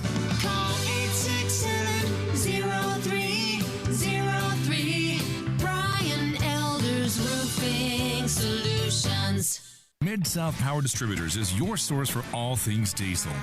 For more than 26 years, they've supplied all the diesel parts that you need. From simple repairs to complete overhauls, they have it all. Whether it's heavy, medium, light duty, agricultural, marine, or off-road, Mid-South Power is the leading source for all things diesel. Fuel injection, turbochargers, engine parts, alternators, starters, and brakes, they can supply all the parts and services you need. Stop in today at 3250 Mill Branch Road in Memphis or call 901-396-0710. Farmers Insurance knows that there's a not-so-subtle difference between the sound of a car hitting your rear bumper and the sound of a clown car hitting your rear bumper. Whoa, whoa, whoa, whoa, whoa! Sorry about that. We call that a 3-ring fender bender, and we covered it. Talk to a farmer's agent. They know a thing or two because they've seen a thing or two. Call Chad Gatlin at 901-235-1176 or get a fast quote at memphisfarmers.com. We are farmers. Bum, bum, bum, bum, bum, bum. Underwritten by Farmers Truck Fire Insurance Exchanges and Affiliates. Products not available in every state. Join the Midday Show this Friday from 10 to 1 at Frontier Western Store in Olive Branch on Goodman Road. This is Frontier's biggest sale of the year, and it's time to save big on boots and apparel. All men's jeans are now on sale. Harriet Denim $10 off. Wrangler and Carhartt pants $5 off. Select styles marked down even more, up to half price. We'll have burrito boxes from Moe's Southwest Grill for lunch, so come hungry. Join us this Friday from 10 to 1 at Frontier Western Store in Olive Branch. Now, more of Sports Time on Sports 56 with Wolo and Stats. This hour of Sports Time is brought to you by Homer Skelton Hyundai. Here once again are Dave Woloshin and Brad Norsworthy. Grizzlies and Trailblazers tonight to put the end on it before the All-Star break. It is not at the halfway point. We're way past the halfway point. I hear some refer to the halfway point. No, this is simply the All-Star break. We're well past the halfway point, but this is the All-Star break. Tonight we'll end things until after the break. And for the Grizzlies, what a wave of momentum for them to head into the break, sitting pretty comfortably in the 8th spot, firmly ensconced right now over Portland. San Antonio kind of slipping backwards, and I think that's really the only two the Grizzlies are having to worry about. And I think they may make the playoffs with that, and it is very unlikely with what we were expecting in the preseason. That is the contrast. That is the real pleasant surprise of the Grizzlies. But for the time, we're trying to catch up with Rick Haro, and if we do, we'll put him on. But otherwise, we'll plow on without him. But if the Grizzlies make the playoffs, I think that'll be fun, real fun come April, towel waving time. They might get a game that would be good for momentum going into next year, probably be against the Lakers. They may get a game. I think that's about all you could really expect out of it. But if they got swept, you can understand it. But for the Tiger season to end potentially like this, because I took a walk on the wildest side today, and I did it. And I said after last year this better be the last time I'm doing this for a long, long time. NIT bracketology. Oh, no. Are the Tigers on NIT bracketology? Oh, yeah. Safe and sound there as the 2 seed, the last of the 2 seed at NIT bracketology. If this held form, they would open at home against TCU. Tickets would be available. Gobs of them. And I can't blame anybody. Can you? No, you can't blame anybody. Like we've said all show, that just the fact the expectation was so high and everybody was planning on going to Atlanta. I mean, earlier this year when the season started, me and my dad were trying to figure out how we were going to be in St. Louis on Thursday to watch the Orioles and Cardinals play and somehow get to Atlanta by Saturday. And that was a realistic conversation that we had to have. Very, very, very much one, Drew. And at that time, when we would talk about it off the air, I told you you're going to be in trouble that weekend because it's hard to be in 2 places at one time, St. Louis to it really is. to Atlanta, and it's not like they're that close together. Now that was with James Wiseman. That was with what we thought was 5-star play from, or at least 4-star from Boogie Ellis, from Lester Quinones. And just hadn't had it from either one of them, been very inconsistent. The thing about Lester Quinones that has really surprised me is unless his feet are really, really, really set, that's not a great stroke. And he moves a little slower than advertised or I was expecting. And it also shows this. And I don't mean this to be the big meanie, but I understand hype and excitement about the season, but going down and plowing through hotel employees at the Grand Marriott at the Bahamas, that doesn't really mean anything. And especially when half of that game that you're referring to, they had to delay it for 30 minutes so the guys could get off work. Right. I mean, that's basically playing a pickup game. You probably could have played a more competitive game just going to any park here in the city. Yeah, just so few of us had Grizzlies in the playoffs. All of us were. I mean, it was just the matter of who you're going to play in the pod in St. Louis around the Tigers. All the conversation, a friend of mine text, all the conversation of Tigers NCAA or Grizz playoffs first, and just almost no one had Grizzlies. We all had Tigers. I don't think it's anything to berate them over. There's been a lot of extenuating circumstances, but it starts with James Wiseman and the NCAA stuff. And, Drew, I go back to us. I will berate something. I'll berate me. I'll criticize me. On that Friday when the news was breaking, I was in Oxford, Football Friday, November 8th, the day before the New Mexico game. We're rolling through our Friday football show like normal. Tigers getting ready to play that night, game 2 of the season at home against UIC. And the news breaks of the pending NCAA trouble, and it has led to trouble and very problematical. And we were chief among let's fight them. We led the charge. We held the flag. And I told you later, and I've told people, I went back and listened to that segment. I'm just going to speak first person here. I'm not going to drag you into it. I was a little embarrassed at how I sounded because I know better. After that was emotion talking. I should be better than that, but that was emotion talking. Let's take them on, let's get everybody to join with us. Ole Miss, after what they've been through, they'll join in, and everybody else should. And everybody just kind of, hey, go get them yourself. Good luck. We'll pull for you, but we're not joining in the fracas with you. That was intemperate at best and dumb at worst on my part that Friday. And I was in the exact same boat. I've gone back and listened to it once or twice. The start of hour 3, November 8th, if you really want to go back and listen to when the news broke and we said it, you can hear my voice kind of crack and my volume raise because of how angry I was at the NCAA. And just rambling on. I basically said the exact same thing 3 times, but was just so mad, just kept finding different ways to say it. Where I do the show from on Fridays in Oxford, a nice lady's office is right by the room where I am, and she came in at the break and said, "Are you okay?"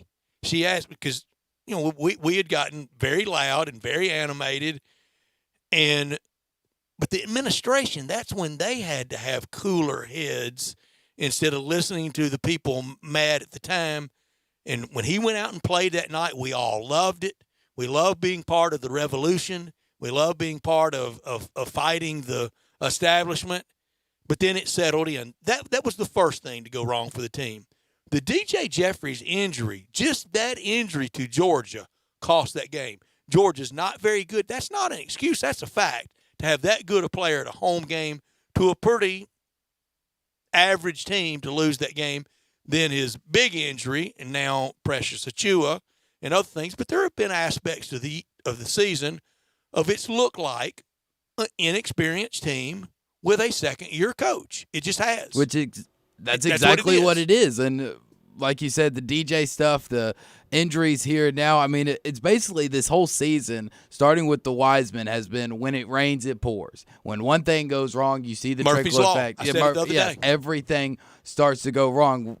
The dam did not stop the waters. The water broke the dam, and everything bad that could happen has flooded this Tiger season to where, while we are emotionally driven about this season, we're mad, we're upset, it hasn't turned out the way that we wanted it to. I think once we step back after the year, even if this is an NIT team, that we can give it a pass because the season has been flooded with bad news, bad injuries that you couldn't have imagined. You can't imagine, you can't predict, you can't when we do against. When we do all these W's and L's preseason on college football and on the Tigers basketball, we don't go through 82. Well, you did, but most of us, and you're a very busy person. I don't know how you had the time to go through 82 games and do it on the Grizzlies.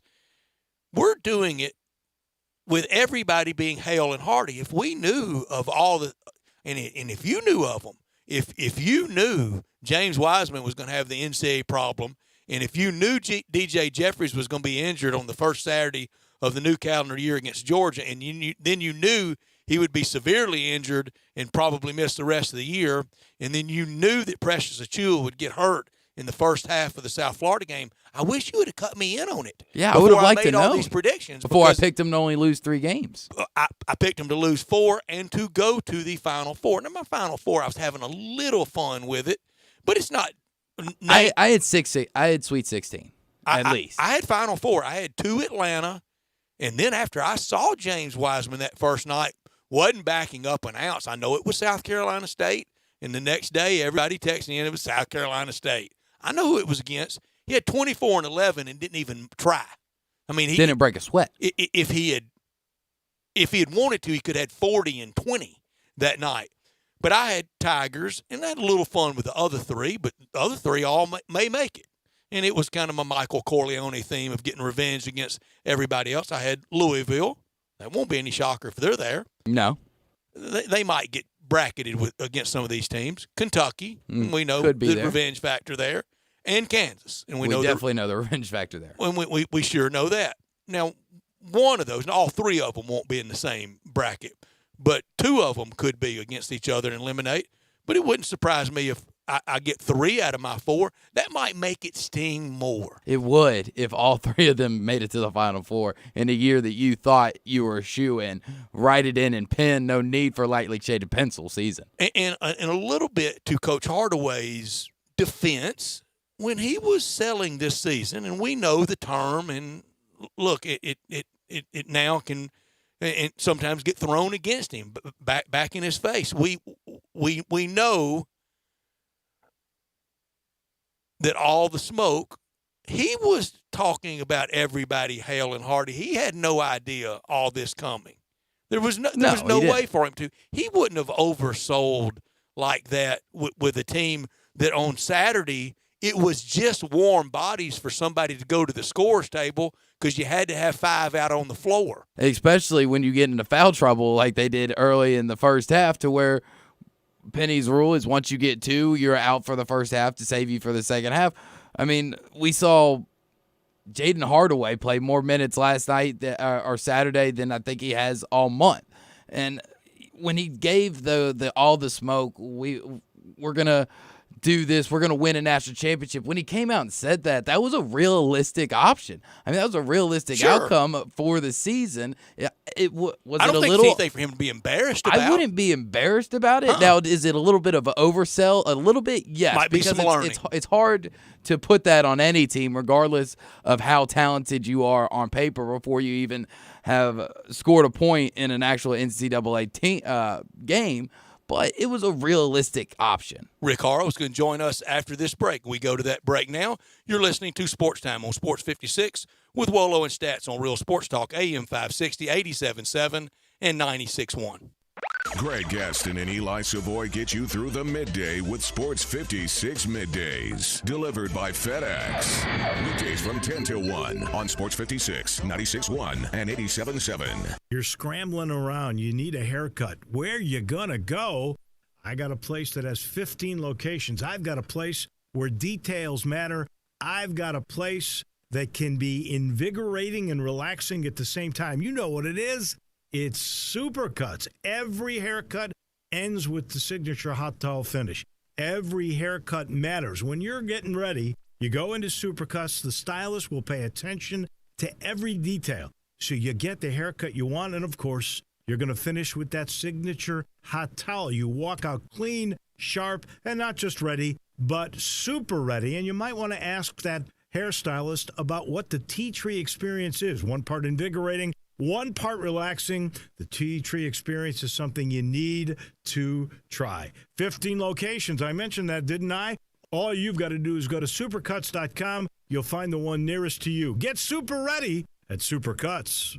The folks at Homer Skelton Hyundai want to say thank you. Thank you, Memphis, for another spectacular year. They set records, but I can understand why. You think about the product. Where else do you get a 10-year, 100,000-mile limited powertrain warranty? That's what you get on every new car at Homer Skelton Hyundai. Oh, and thank you again for the 11th straight year, the #1 certified pre-owned car dealership in all of Memphis. It starts with that product, but then it goes to the shopper assurance. Where else do you go where you get transparent pricing, flexible test drive, take the car for a couple of days if you want, streamlined buying process? You're not going to be there all day, in and out. And then, and I have not seen this anywhere else, the 3-day worry-free exchange. You buy a new car, if you've got any buyer's remorse, you've got 3 days to change your mind. Just get on Lamar, take it into Mississippi, the first exit's Craft Road, turn left, and go see Chris True and all the gang at Homer Skelton Hyundai. Hey, fellas, Valentine's Day is creeping up on you. It's February the 14th. Have you even thought about what you want to get for your lady so she'll know how special she is?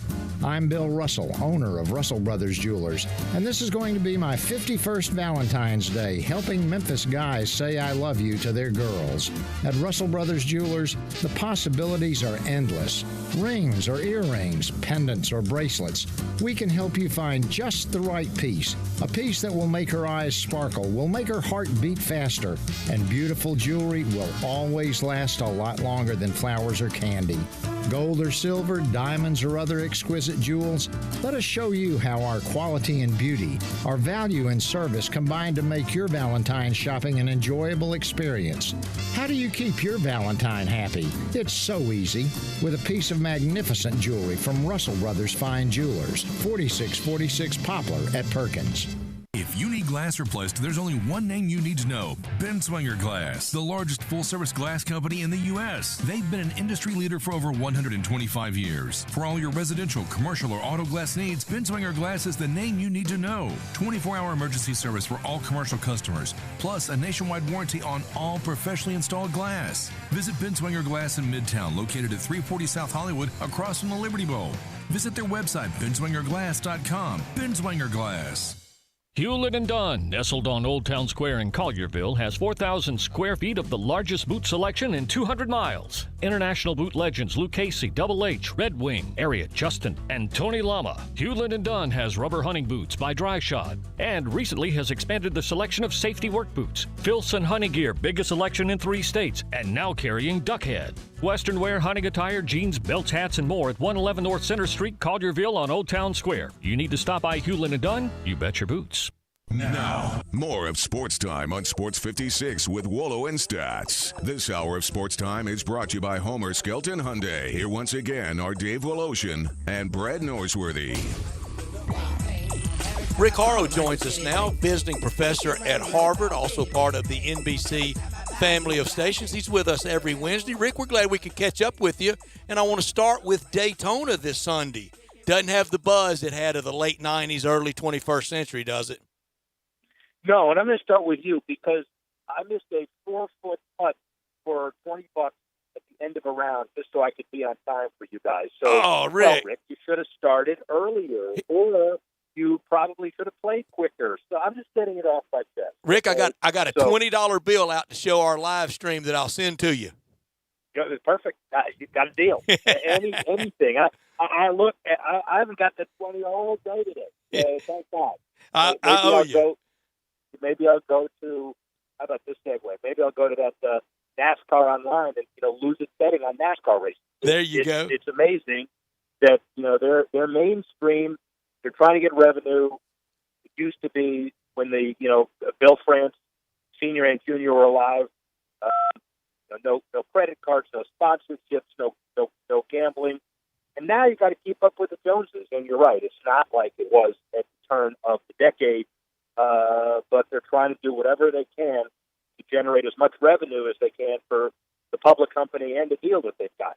Rick, I never was a fan. It was a lot of conversation by me on my show about it, but I understood the passion of the fans of it. One thing that did irritate me in those heady days of the late 90s, early 21st century, and almost the same thing of the next subject I'm going to get to, Vince McMahon and the XFL, when WWE and NASCAR was wanting to get in everybody's face, particularly baseballs, and tell baseball, move over, we're coming through, we're bigger than you are. It really offended me to now see where NASCAR has slipped to. Well, yeah, it is keeping up with the Joneses. It's an incredibly competitive world when every sport has to go global to survive, and NASCAR then competes on it's away turf, basically, with Formula One. You're at a disadvantage because a lot of countries, not only is Formula One or nothing, but there's the motorcycle racing and the different kinds of cars, and stock car racing just never happened in a lot of places. And they've tried very hard, but it becomes that much more difficult to stay competitive. And then you've got the companies who are spending billions of dollars. Winston originally, and then Sprint, which was a great name for the NASCAR series. Now Monster maybe not as good. And when a major sponsor is saying, "All right, I'm not sure," that is one of the defining moments of the economics of NASCAR now and in the future. After years of build-up, round 2 for the XFL, and it really didn't disappoint. Now, the first game was not as advertised a shorter game. It went over 3 hours, but the XFL, they did have a banner weekend. Yeah, they did. Listen, it's all about modest expectations. When you look at the opening game in Washington, you knew it would happen. You play in a 20,000-seat new soccer stadium, as they're doing in a lot of places like L.A. and Houston and Dallas. It looks packed. Well, it is. But the attendance is not the driver of the XFL. Television is. And the expectations are not based on taking over from the NFL. They're based on survival, which, of course, how many people remember who the starting quarterback was in the first game of the Alliance of American Football? People don't even remember it. None. Bill Polian was one of the driving forces of it, and I think luckily for him, his brand is so much now more mainstream that nobody even remembers that. And so I think Oliver Luck and Vince McMahon and all those around the XFL are doing it right. Rick, what happened, what will happen to Charlie Ebersol, one of the famous names from the AAF, that it did not go well for him? Well, you don't have to hold a bank sale for the Ebersol family, although he did. There is some significant debt, and the guy who owns the Carolina Panthers, as you know, the Carolina Hurricanes. take a lot of the money for those first 3 or 4 weeks of the XFL, and a lot of creditors, a lot of lawsuits of the AAF. Excuse me, a lot of creditors, a lot of lawsuits, a lot of unhappy people. I think the Ebersol family's legacy will survive. We'll have to see what the next step is for Charlie. Yeah, and I wanted to be delicate with that because I just would have to know you would know his dad and his mother well with your NBC affiliation through the years. But I can't imagine the next time Charlie Ebersol goes around to hedge fund operators or potential investors going, "Hey, I got a new great idea." They would have to be scared of him. Well, listen, what is it? Thomas Edison went through 4 great ideas before he invented the light bulb. Or did he invent gravity? Where did he invent it? I think Newton somewhere in there on the gravity thing. Oh, Newton. Right, exactly. That's exactly right. Next year, Cam Newton. Cam Newton. Next year, 2021 could bring major changes to the entire span of the NFL season. We're already hearing for this year the flex scheduling for Monday Night Football, even the delayed announcement for the 2020 schedule until after the draft. We're entering into a little bit of a brave new world with the NFL. They're trying to increase revenue every chance they get. They just have to have more. Well, of course they do, as their team owners do, and as their investors do. And when Roger Goodell says, "Look, I want $25 billion by the end of this collective bargaining agreement," it's a pretty interesting challenge. You can't believe what pressure it's like to work for Roger Goodell, do a blockbuster deal, and what is next for you. And so I think players and owners, maybe for the first time in a while, understand that you better get this collective bargaining agreement done sooner than later because there's so much money on the table that you better not screw it up. Rick, we're close to being out of time, but are you still on the more positive side of we just wake up one day and there's a surprise announcement that it's done ahead of D-Day? Yeah, I do, because I know they're moving toward that. And frankly, with the NFL, as did with baseball last time, the less you're worried about a deadline, the less pressure there is on people to stand up and try to make some deal breaker stick. So I do think that's what's going to happen. Rick, thank you for your time today, and I'm sorry for the putt. I promise I'm good for the money. Yeah, you are. I'm gonna. I got a long memory. See you next week. You got it. Rick Haro talking the business of sport with us each and every week. Visiting professor at Harvard University, who's a graduate of Harvard, and also part of the NBC Sports family. Boy, I'm scared to get too far in there with the Ebersols because I know he's friends with Dick Ebersol and Susan St. James, but I just can't imagine anybody signing up with young Charlie Ebersol again. Not until he pays me. Owes you cash. Once he settles that with me. Hey, we can kind of call that even with Rick on the $20 then, can't we? Yeah, we can. If he's connected with them, then just kind of float the note with him Steve. On that. Well, I mean, they owe me a little bit more than $20. Barely a little bit more than $20, but I'll count it even Who for was you. your good buddy that walked you into the AAF? You were. God, some of the worst advice I've ever provided to anyone. Realistically, phone call that we had, Drew, you just definitely need to do this. This league's going to be something you got to get your foot in on the ground floor. There won't be any bad paper around No town bad with paper. them. Second worst advice I gave to Josh Pastor one time. I'm going to keep that story private, though. Third hour coming up next. It starts with Jason Munz. It's not too early to start planning for spring at Family Leisure. New pools are starting at $19.99, spas starting at $21.99, and swim spas now only $99.99. 5-piece patio furniture starts at only $799. Pool chemicals, toys, accessories, and more up to 20% off. Mention this ad, you'll get free delivery and 1 month of chemicals with your spa purchase. Start your spring planning now at Family Leisure, Whitten Road and I-40, where family and fun come together.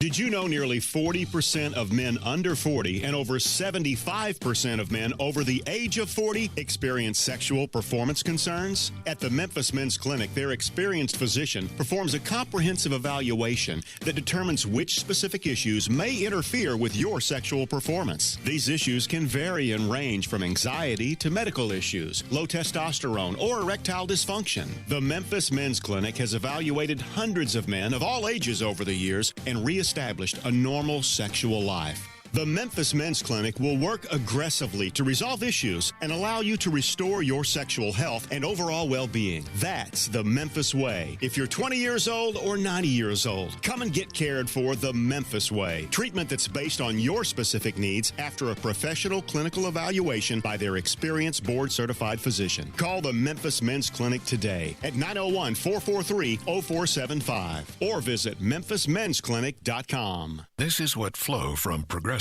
sounds like in one of our commercials. You may have seen one there on TV occasionally. And speaking of motorcycle insurance rates, did you know that our basic motorcycle policies start at just $75 a year? And speaking of insurance, I just love... And this is how that same commercial sounds on your motorcycle.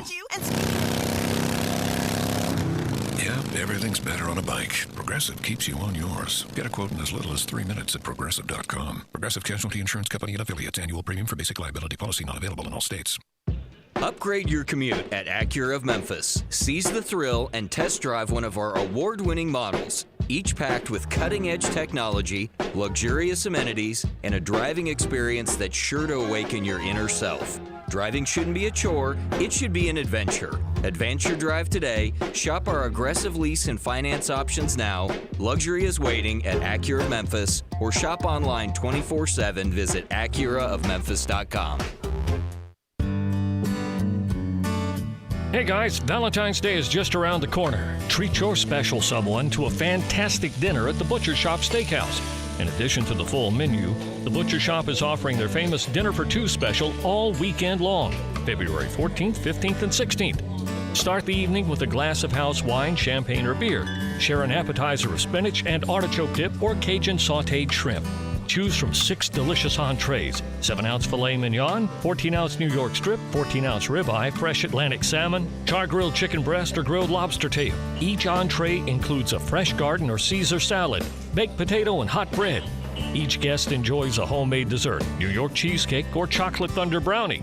Your choice of soda, tea, or coffee completes the meal.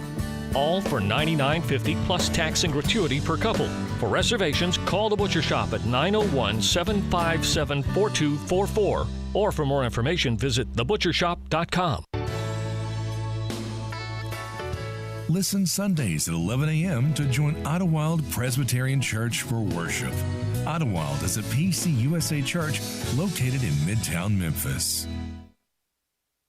We are Sports 56 WHBQ Memphis, WIVG-FM Tunica Memphis, and WPG-FLP Memphis, Flynn Broadcasting Stations.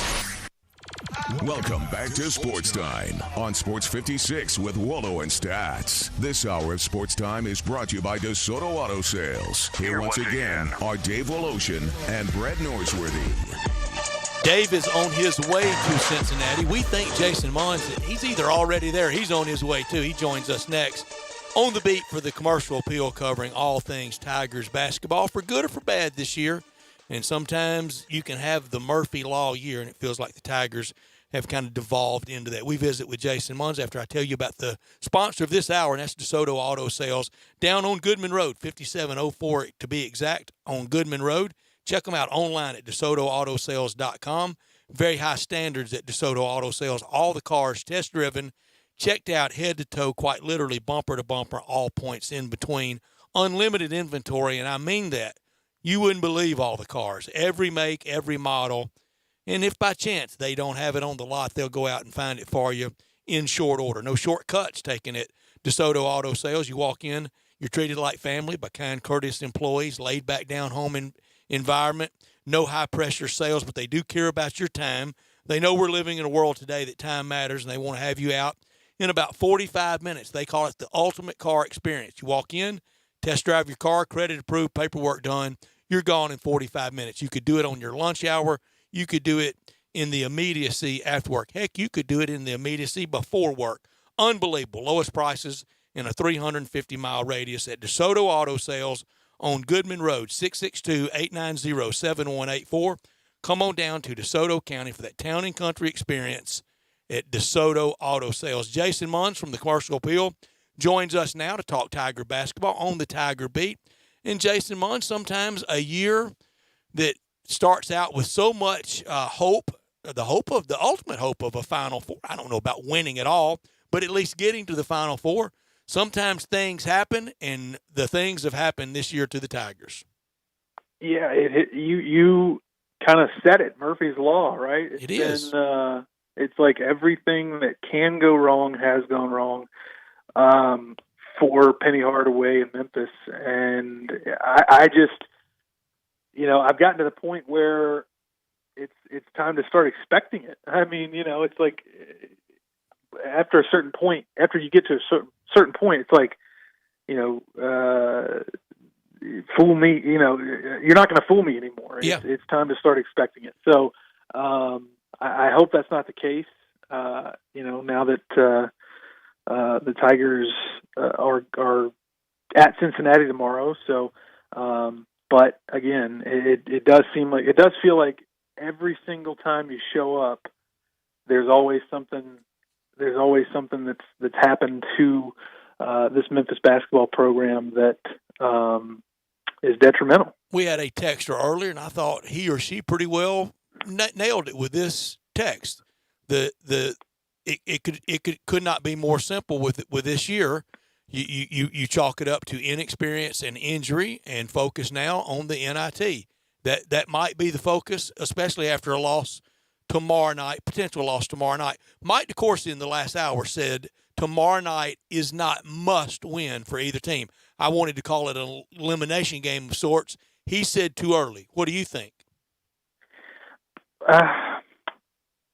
Probably so, but only because it's a quad one game. I don't think that a loss to Cincinnati on the road completely torpedoes Memphis's season. I think, frankly, the loss to South Florida last week at home, is going to have more of a, if you had to pick between the two, if you had the loss to South Florida at home, you had the loss to Cincinnati on the road, obviously the one to South Florida at home is going to be the one that is worse. But I'm not sure that even putting the two together, that it's going to take Memphis completely out of the conversation, because they do still have a lot of pretty significant games left. That was my point. Yeah, as of right now, there are 5 quadrant one opportunities still left. UConn being one on Sunday. There's a game at SMU, still 2 games against Houston. So, I'm not so sure that it would completely take them out. Obviously, a win would be much more preferable. But I don't think that it's gonna completely kill them. And another big reason why is just the state of college basketball this season. It's anybody's game. It really is a high wire act out there in college basketball. The AAC proves it. I'm looking forward to seeing what the Tigers do in the 2 meetings against Houston. Now, kind of glad they're stacked at the end of the year to really need these wins in the preseason. It did not look anything like it. Kelvin Sampson doing a good job, but could need one of those for sure, if not both. But it is a high wire act. It's very fractious out there in college basketball overall this year, AAC included. Tulsa doesn't resemble the team that put it on the Tigers by 40 now. And not only that, but I mean UConn. The last time UConn lost was to Memphis, and since then they've beaten Cincinnati and Tulsa, I believe. 2 teams that I guess are still at the very top of the standings, while UConn is I think 6th, 7th, or 8th place, something like that, after a pretty slow start in league play. So I mean the AAC is no exception to the topsy-turvy world that has been college basketball this season. And again, that's another reason why I think that even another loss or 2, if they are to the right team, doesn't completely kill the Tigers. Still alive. Now that's with doing some work in Fort Worth, isn't it? Yeah, yes, for sure. And it also means that, say for instance, Memphis loses to Cincinnati, they can ill afford to not even sure that even if they went to Houston and lost that one, that wouldn't kill them as far as the NCAA tournament at large chances. But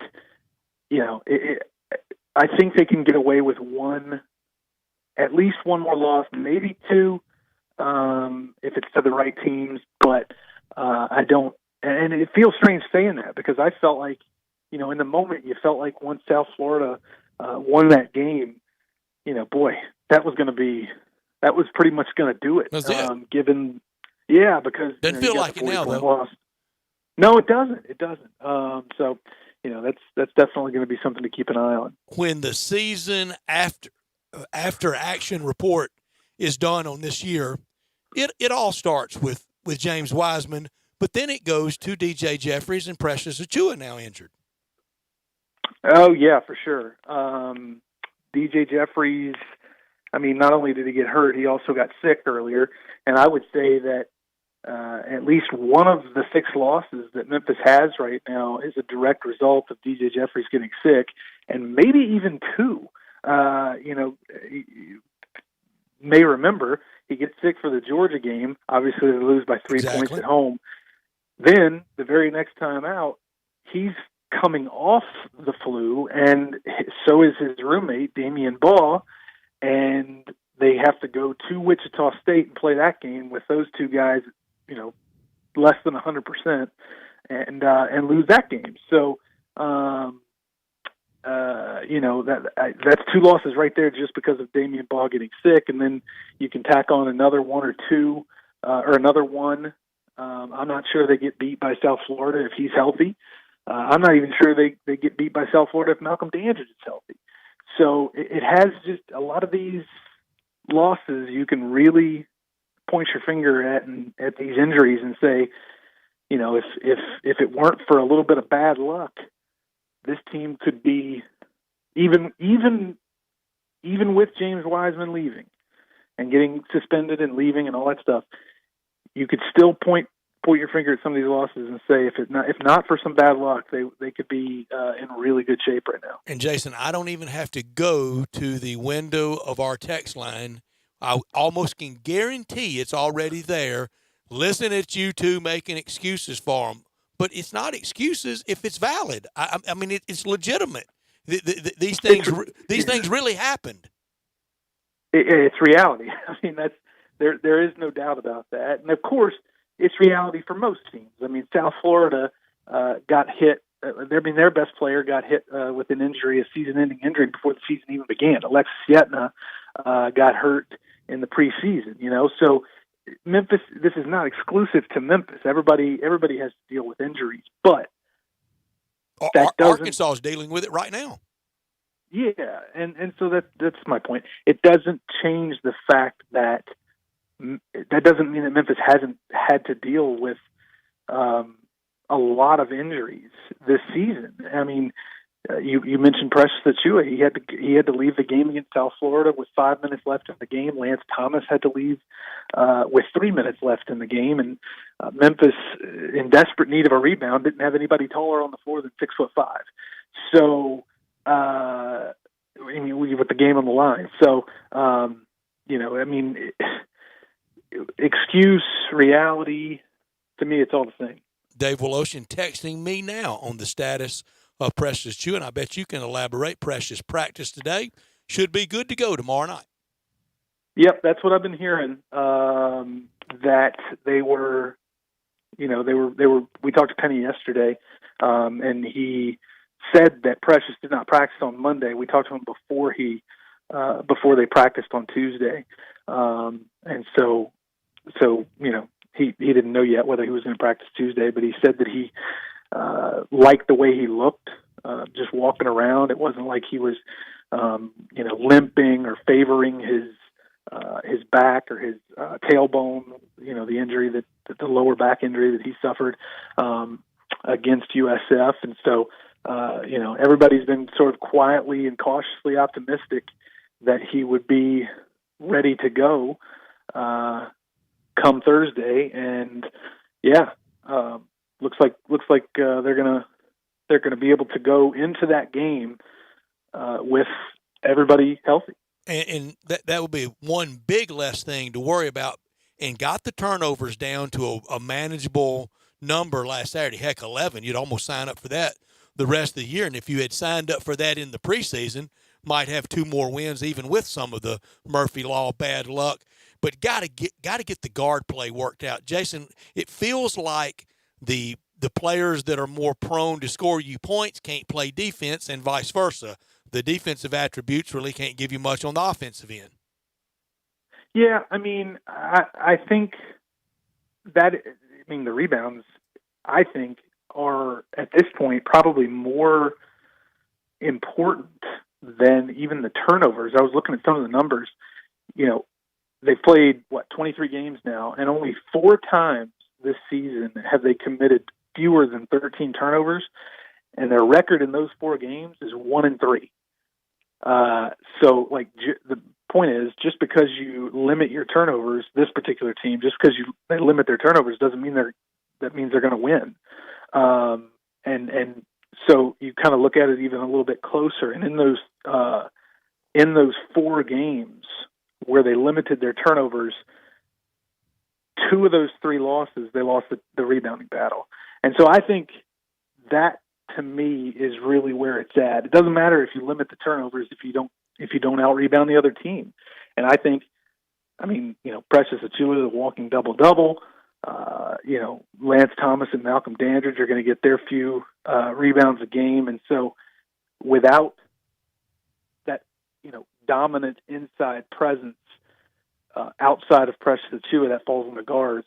And, it's just been sort of up and down. Some days you get, Lester Quinones getting 8 to 12 rebounds a game. Sometimes even Alex Lomax will get 8 or 10 rebounds a game. But it's just not consistent enough. Boogie Ellis and Damian Baugh and some of those others just aren't, necessarily providing that second line of defense that they need in order to win consistently. I wasn't there Saturday. I was in Oxford for Florida and Ole Miss. Florida having a lot of the same type, having a similar type season to the Tigers, but many, including Dave, who's with him post game, and his availability with him. This one really shook Coach Hardaway. This was the one that stung with the injuries in game and losing to that type of team at FedEx Forum. Yeah, I mean, he's been saying, for weeks, ever since the loss to Tulsa, or I guess the loss to SMU, he's been saying ever since then, we can't afford to lose any more games at home. And he's right. But, this is not a loss to – it would have been easier to take, I would assume, if it had been a loss to a Houston or a Wichita State. This is not Houston. This is not Wichita State. This is South Florida. And even though that, they're probably not as bad, South Florida, as their record indicates. They're 11-12 overall. I'm not so sure they're quite that. They're not your typical 11-12 team. They're experienced. When LaQuincy Rideau is right, they're actually pretty good. He wasn't right in Tampa a few weeks ago. I think he only scored 4 points or something like that. Memphis had to really scratch and claw to get back in, get back and win that game. Yeah. So when he's right, he scored 21 points the other day. They're really tough. And so, but no, it did. I mean, you could tell, Penny probably felt like a lot of people that losing that game might have cost them a shot at an NCAA tournament at large bid. Like in the moment, you felt like maybe that's how he looked at it. Now, as we've all sort of seen, it's not quite that. Hasn't quite turned out that way, but damaging just yet. Yeah, but definitely damaging, and just another example for him that nothing's going to be easy with this group of freshmen and sophomores. And it's fragile. I mean, he's really getting kind of in coaching years. He's getting more than the second year experience with what's been thrown at him this year, and I don't think any of it really at his doing. I know with the NCAA stuff and the going back to the move that could be on him, but he had no idea at that time he would later become head coach. We're visiting with Jason Mons from the Commercial Appeal on the beat, covering Tigers basketball. We had a texter earlier text, and I agree with him. He talking about watching Houston on TV and a really good team. I'm looking forward to seeing them a week from this Saturday at FedEx Forum when they play the Tigers in a 1 o'clock game. But I just can't go there with getting too far with Houston this year because I kind of did it last year. I did it a little bit 2 years ago. They had a heartbreaking loss to Michigan in the tournament 2 years ago. I think they're good. Texter says he thinks they could beat any of the SEC teams. They might probably could do that on any given night. But I've been there with Houston the last 2 years. I got to see them in person before I'm going to kind of put a whole lot of value on them. Yeah, I think I'm the same. I'm in the same boat. I think that Houston has really, really settled into a groove, and I'm not so sure. I mean, teams are capable of that sort of thing. I mean, heck, look at this Memphis team. They went 10-0, 10-game winning streak earlier this season, and we see, that might have been a little bit of a mirage. So I'm kind of just I'm sitting here waiting on the other shoe to drop for Houston. I'm still not a believer necessarily in Houston. I think they were a much better team last year than they are this year. Kelvin Sampson's a wonderful, phenomenal coach. Sure is. But I do think that they may be playing a little bit over their heads right now, and eventually will come back down to earth. Even if that coming back down to earth is still pretty good. I think them coming back down to earth is still pretty good, but I don't see them staying as hot as they are. One thing I have found in sports, especially in baseball, man, it really evens out. Tonight's good luck, tomorrow night's bad luck, and it kind of ebbs and flows. You mentioned that 10-gamer. One person's in a 10-gamer might be a little bit playing above their head, but you also could go back to, in that 10-gamer, beat a pretty good Little Rock team, beat a decent to okay Ole Miss team, maybe best win of the year against NC State. The comeback to UAB, while most people were concentrating on the AAC championship football game, was pretty much a miracle, hanging on and getting out of Knoxville, good win. So if we're going to pick at them for Murphy's Law and the bad things, I do think and you did in mentioning the 10-gamer, in that 10 games, it was some pretty quality stuff. It really was. And I've had a lot of people sort of wonder, and I've even wondered myself, how the same team essentially can be capable of that, but also capable of losing at home to South Florida, blowing a 12-point lead with under 10 minutes to play at home to SMU, losing by 40 at Tulsa.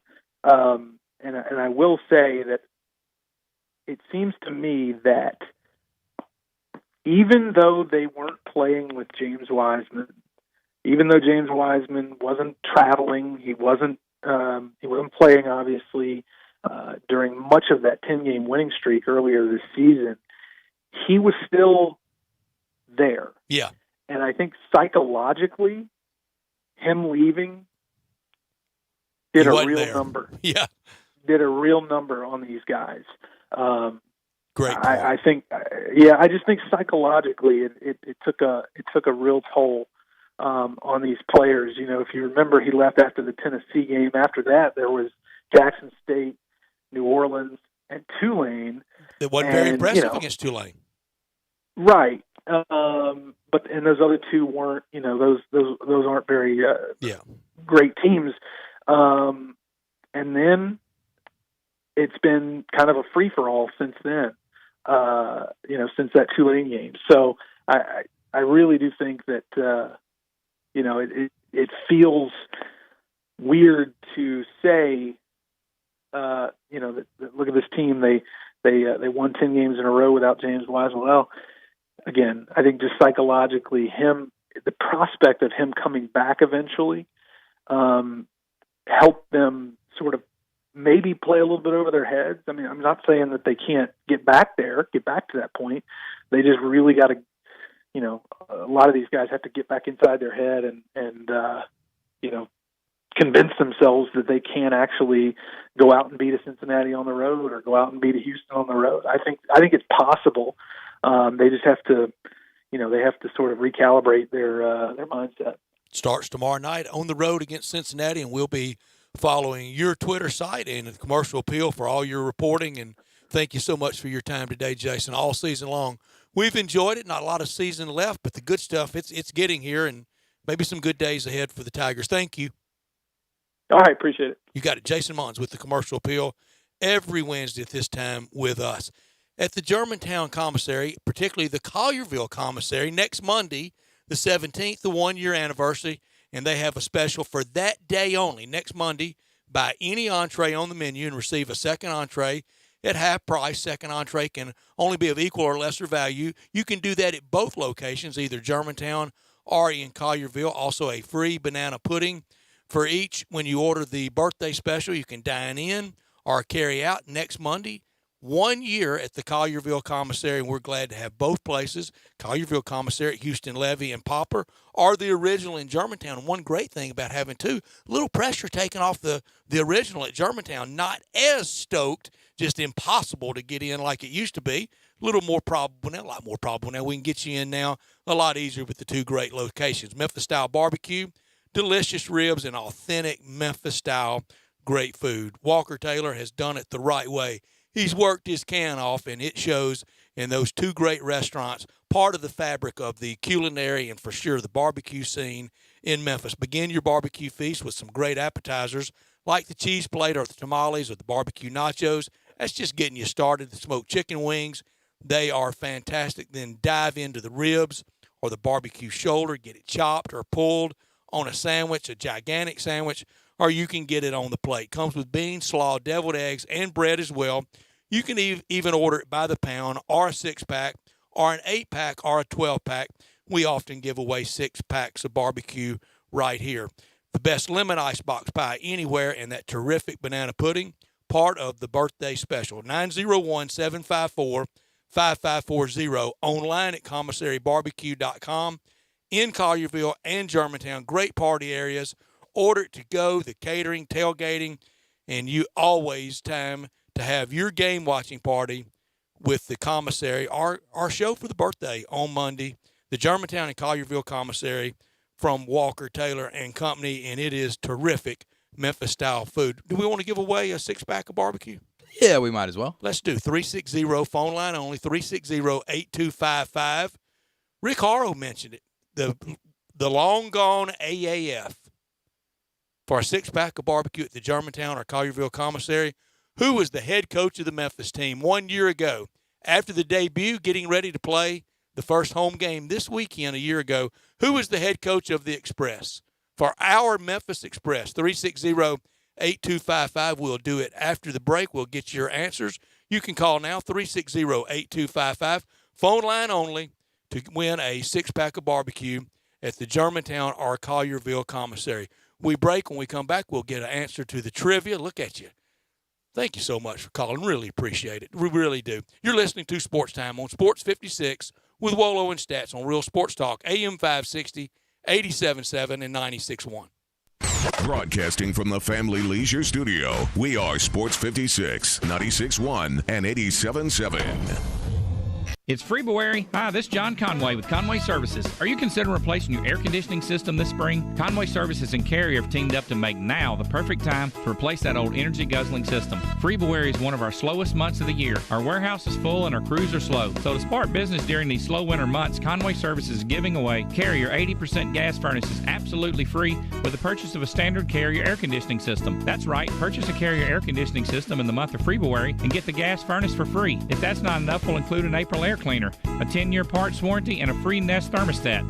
Plus 12 months interest free. See why I call it February? And you know with Conway Services, you'll be receiving our award-winning service every time. So call Conway Services, the Mid-South's premier heating, cooling, plumbing, and electric service company, and the first 30 callers with a 10-year-old heating and air conditioning system will come out and inspect it absolutely free. Call 384-3511. Conway Services. Call Conway today. The folks at Homer Skelton Hyundai want to say thank you. Thank you, Memphis, for another spectacular year. They set records, but I can understand why. You think about the product.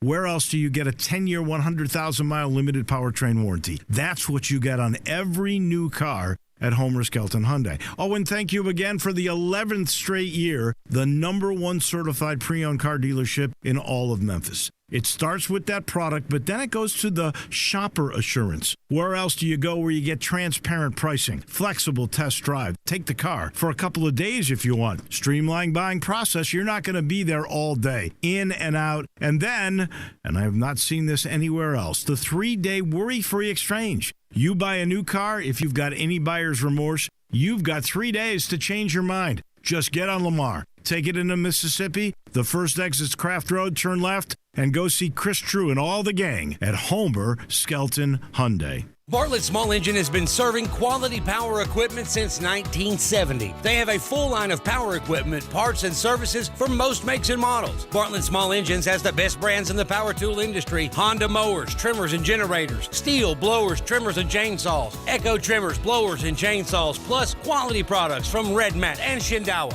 And they're all American made. Bartlett Small Engine is your can-do store. 6780 Summer Avenue. Call 901-386-9779. When the days are short and cold, there's no better way to heat up than to swing by Third and Court, Memphis's great downtown diner. Chase away the chill with daily lunch specials like meatloaf on Monday or Salisbury steak on Thursday. Nothing beats all-day breakfast to warm your insides, or come in for an old-fashioned diner milkshake with the extra added bonus of a full bar. A milkshake with booze will warm you up nicely. Sit and look out the panoramic windows at the gray winter outside and be happy that instead of being out there, you're inside Third and Court, the diner Memphis has been missing. The Can-Am Spring Fever event is here and ready to take you on the ultimate off-road ride and get you some serious savings. Can-Am is built for ripping through trails, crawling through mud, cruising over dunes, getting the job done. Get it done for less. Farmers and ranchers can save up to $1,500 on select 2020 Defender models, or even on select 2019 models, save up to $2,500 during the Spring Fever event. Get yourself a new Can-Am off-road vehicle at a great price. Visit us today, Olive Branch Motorsports, 5656 Goodman Road, or online at obmotorcycleatv.com. This is what Flo from Progressive sounds like in one of our commercials. You may have seen one. They're on TV occasionally. And speaking of motorcycle insurance rates, did you know that our basic motorcycle policies start at just $75 a year? And speaking of insurance, I just love... And this is how that same commercial sounds on your motorcycle. Yep, everything's better on a bike. Progressive keeps you on yours. Get a quote in as little as 3 minutes at Progressive.com. Progressive Casualty Insurance Company and affiliates. Annual premium for basic liability policy not available in all states. Join the Midday Show this Friday from 10 to 1 at Frontier Western Store in Olive Branch on Goodman Road. This is Frontier's biggest sale of the year, and it's time to save big on boots and apparel. All men's jeans are now on sale. Harriet Denim $10 off. Wrangler and Carhartt pants $5 off. Select styles marked down even more, up to half price. We'll have burrito boxes from Moe's Southwest Grill for lunch, so come hungry. Join us this Friday from 10 to 1 at Frontier Western Store in Olive Branch. Welcome back to Sports Time on Sports 56 with Wolo and Stats. This hour of Sports Time is brought to you by DeSoto Auto Sales. Here once again are Dave Woloshin and Brett Norsworthy. You just heard the dulcet tones of what I think one of the true radio legends in this market, our friend Rob Grayson here in the building, talking about the remote on Friday. 10 to 1, Greg and Eli will be at Frontier Western Store. And on Thursday, 10 to 3, middays all the way through John Harden, 10 to 3 at Top Gun. So Thursday, 10 to 3 tomorrow at Top Gun. Friday, 10 to 1 at Frontier Western Store. 360-8255 to answer the trivia. And I'm going to tell the people that are on hold, if you lose, if the first person nails it, stay there. Don't bail on me, because I have a part 2 for you, and we'll give away another 6-pack of barbecue at the commissary, either Germantown or Collierville. We go to the phones and we go to Steve. It's so easy. I know you know it, don't you? Hey, Steve. Give me the question again. The question again is, last year, this weekend was the opening weekend of the AAF.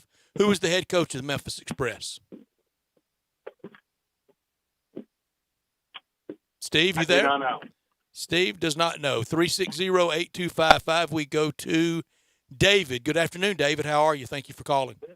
You're welcome. Mike Singletary. Mike Singletary. He was a lot better middle linebacker than he was football coach, wasn't he? Well, they showed a little promise, but yeah, probably. David, what did you go to and see that I didn't see? Well, maybe I'm just optimistic. You are, because I went to 2 games and I thought it was the worst football we've ever had come through town, and I thought our team wearing Memphis was as bad as any of all the leagues.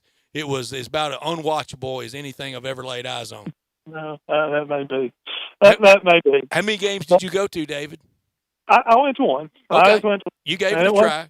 It wasn't great. Did you go to keep your streak alive of going to bad non-NFL leagues? I guess. If you go back to the Showboats, that they was were great. pretty good. It was great. Yeah. Showboats were great. They were pretty good, and it was really. I don't know. You just always hope. The few years of the Showboats was really better than the 1 year of the NFL having the Oilers stop by in town for a little while. David, I'm going to put you on hold. You've won. Congratulations. Drew will get your information. 360-8255. So for Bill and Ken, they were on the phone, and I'm going to give them a chance at a surprise part 2. We start with Bill. Do you want to take a chance at this, Bill? This is Bill. Hey, Bill, do you want to take a swing at an unknown question? Well, I might as well. All right. What I had to lose. That home opening opponent for the Express last year, who was it? Who did they play in the one and only year of the Memphis Express in the AAF? Who did they open against at home? That They cold opened Orlando? No. At home? Wait. It was not Orlando. No. All right. Thank you, Bill. 360-8255. If anybody knows, you can line up now at 360-8255. The home opener, who was it against? And, boy, it was cold. I don't know how it didn't sleet that night. It was just raw enough that it should have at least been sleeting, shouldn't it? It really should have. Boy, it was nasty. Had the silent disco that was really, really, really silent. We go to Ken. Ken, do you know the opponent for the home opener last year? Was it Birmingham? It was not Birmingham. Would make sense it would be Birmingham since we've been inexorably linked forever in bad leagues with Birmingham. It would make sense, wouldn't it? Yep. All right, thank you. It was not Birmingham. 360-8255. I have a hint for the people because I don't know if I even told you this. If you watched it on TV, one of the broadcasters was former Ravens coach Brian Billick.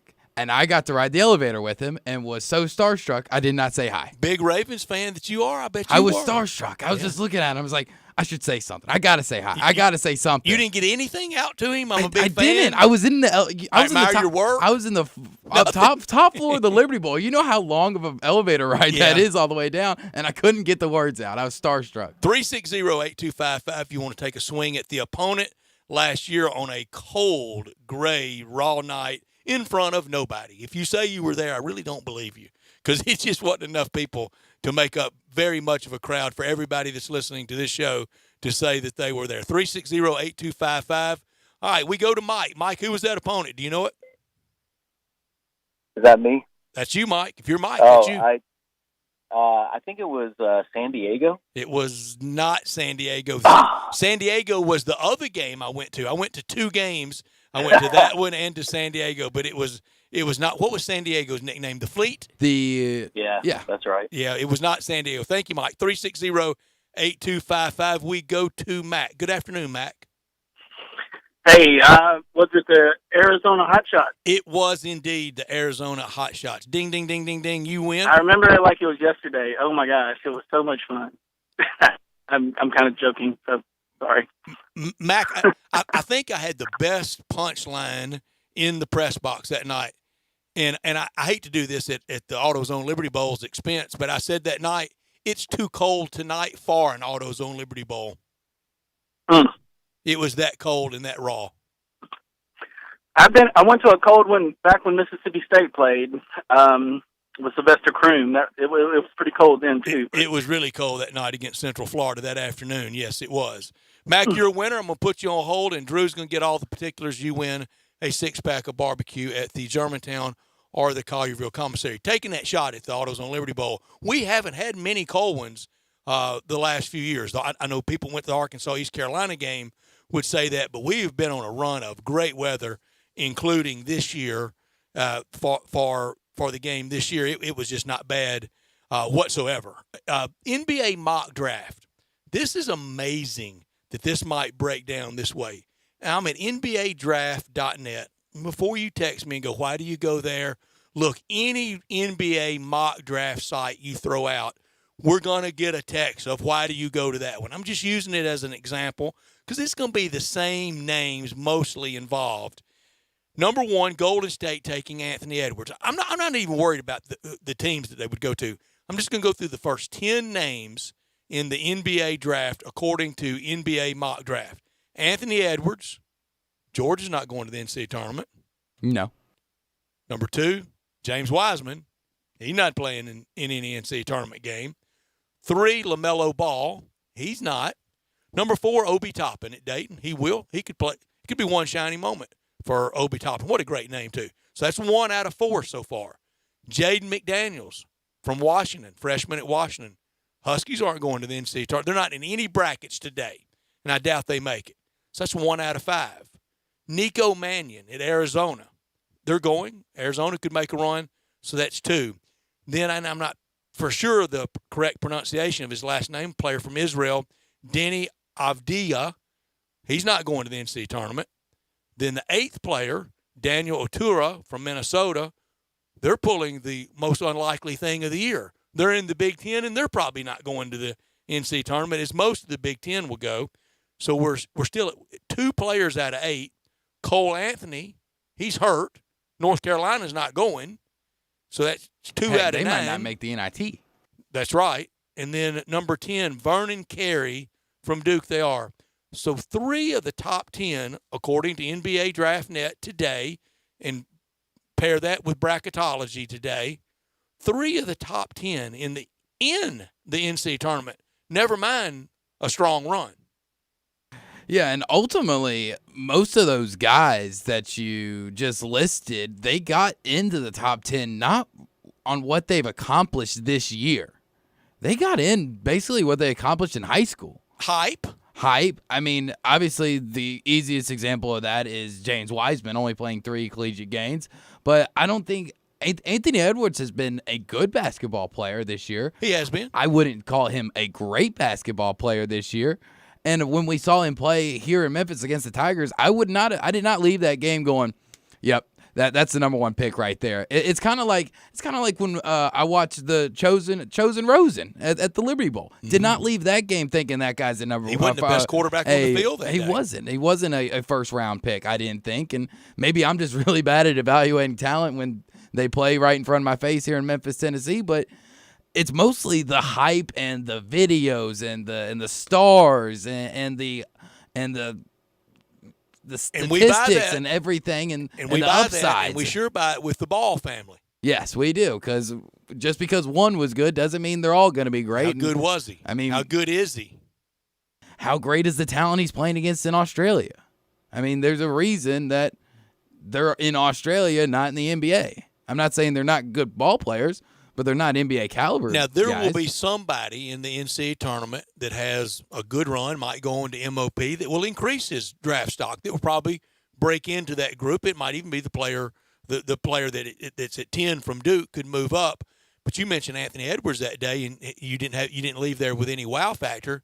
You didn't leave there that day with him even being that contributory to the Georgia upset of the Tigers that day without DJ Jeffries. Off the top of my head, I believe he had 12 points. I thought 13, but in that neighborhood. Yeah, somewhere in there, between 10 to 15 points. And his range, he didn't mind, launching it from anywhere. Just not many of them went in. He just didn't make it. I mean, exactly. And Georgia has shown to be not very good in SEC play this year, and he's gone, and they'll be playing on the first night of the SEC tournament in Nashville in either the 11 or 14 or the 12 and 13. There's going to be one pretty good team in that group. Not anybody can make even a run to win it in Nashville, but not a real bad team. Ole Miss trying to stay out of that group. Arkansas could be falling into that group. Arkansas coming back and stealing that game in Oxford now looms really large. Yeah, and just how far has they fallen? Just fallen apart, getting killed But at injuries. Tennessee yesterday. Injuries, I know, but Eric Musselman looked to have been having an outstanding rookie campaign at Arkansas, his first year of being the head coach out there, and now it's just falling apart. And it seems like it's been that way in a lot of teams in the SEC. I mean, Ole Miss has been up and down.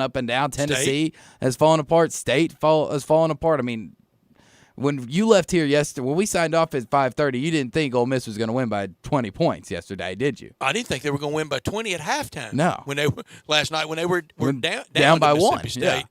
And I tell you another thing, how times have changed. Late in the game, and Ole Miss obviously trying to get Bree and Tyree to 40. And he was getting the ball at the top of the key and kind of the maestro working the game. And he was driving to the basket to try to get something easier, get fouled, sitting on 38 to try to get to 40. Well, you can't do it now. Old school, and maybe the second time around, maybe at the hump in a few weeks in the rematch, somebody would have blasted him. You know, I mean, you're just not going to get to the rim that easily, but you can't because if that was one of the severe fouls, you're suspended the next game, and State can't afford to have that happen. You almost think that Ben Howland or somebody on the State staff, look, we're getting hammered in a rivalry game, but we can't lose our head. And old school, he would have gotten clothesline trying to get to that 40 mark. He probably would have, but David Kellum last night on the broadcast applauded the sportsmanship shown both by Rebel players and Bulldog players, and said that he would like the more of that in the football, saying that if we go overboard and that the football program should model themselves after the basketball programs in this rivalry and be a little bit more civil. And it was, and that's a good catch by David. He has just seen it all through the years and called it all, but I thought with that lead advancing in that rivalry and with the fandom on top of State and on them pretty good last night. You didn't think it was going to be chair thrown like Kansas State, did you? No, but I texted a buddy of mine. I said, this one, I don't think it's going to go full bore Elijah Moore, but I think something's getting ready to happen because I just know that rivalry, and it didn't, and it hadn't by and large with Ben Howland and the respect I think that Kermit Davis has for that Bulldog program. Played there, and his dad played there and coached there. But in the second game, maybe with nothing to lose, you know what payback is. And in a rivalry, it always can be looming right around the corner. Grizzlies downtown against Portland tonight. The Grizzlies have really made the push for a big walk-up ticket crowd. The weather and the night's not real conducive to that.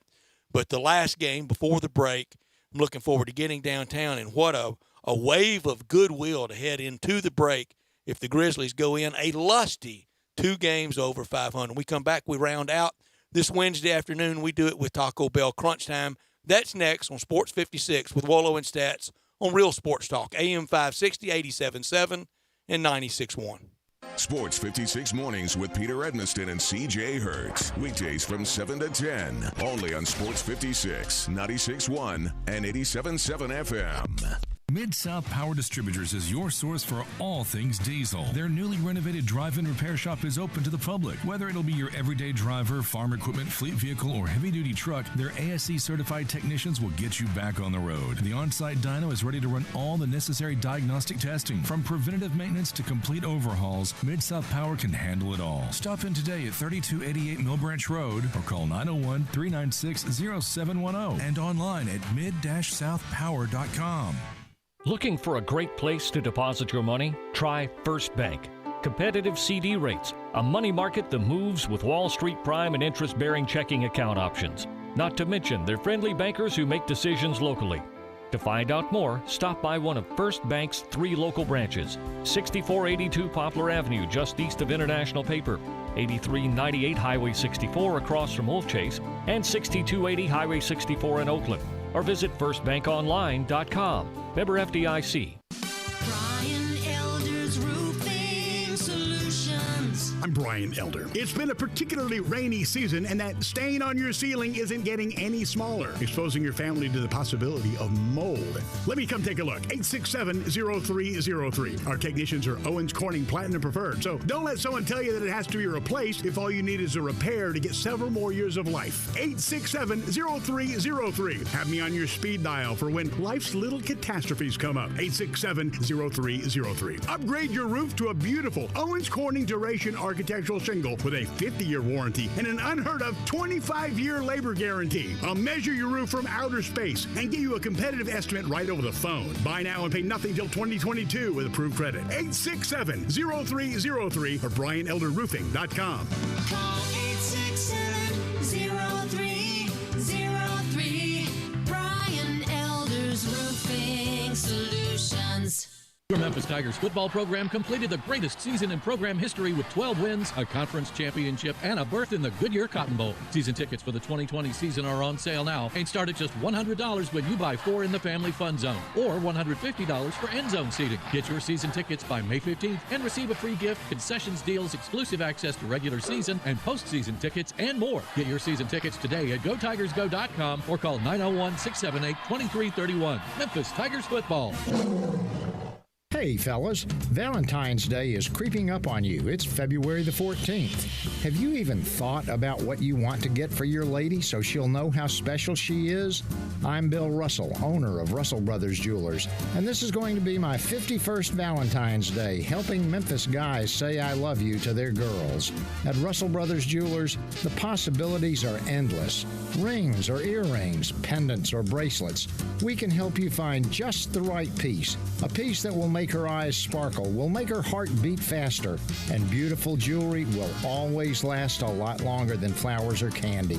Gold or silver, diamonds or other exquisite jewels, let us show you how our quality and beauty, our value and service combine to make your Valentine's shopping an enjoyable experience. How do you keep your Valentine happy? It's so easy. With a piece of magnificent jewelry from Russell Brothers Fine Jewelers, 4646 Poplar at Perkins. Tiger Hoops fans have something extra to look forward to this coming March. Not only is it tournament time, but it's the opening of the Tiger Hoops exhibit at the Pink Palace Museum. After Finch's two-pointer, Ronnie Robinson sank the shot that once again brought the two teams into a tie. Come to the Pink Palace Museum this March and experience 100-plus years of Tiger men's and women's basketball, from their beginnings as the West Tennessee State Normal School to the present. The Tigers are very much alive. Don't miss the Tiger Hoops exhibit at the Pink Palace Museum, opening March 7th. Welcome back to Sports Time on Sports 56 with Wolo and Stats. This hour of Sports Time is brought to you by DeSoto Auto Sales. Here once again are Dave Wolosian and Brad Norsworthy. Come on, how many did we hit, Frank?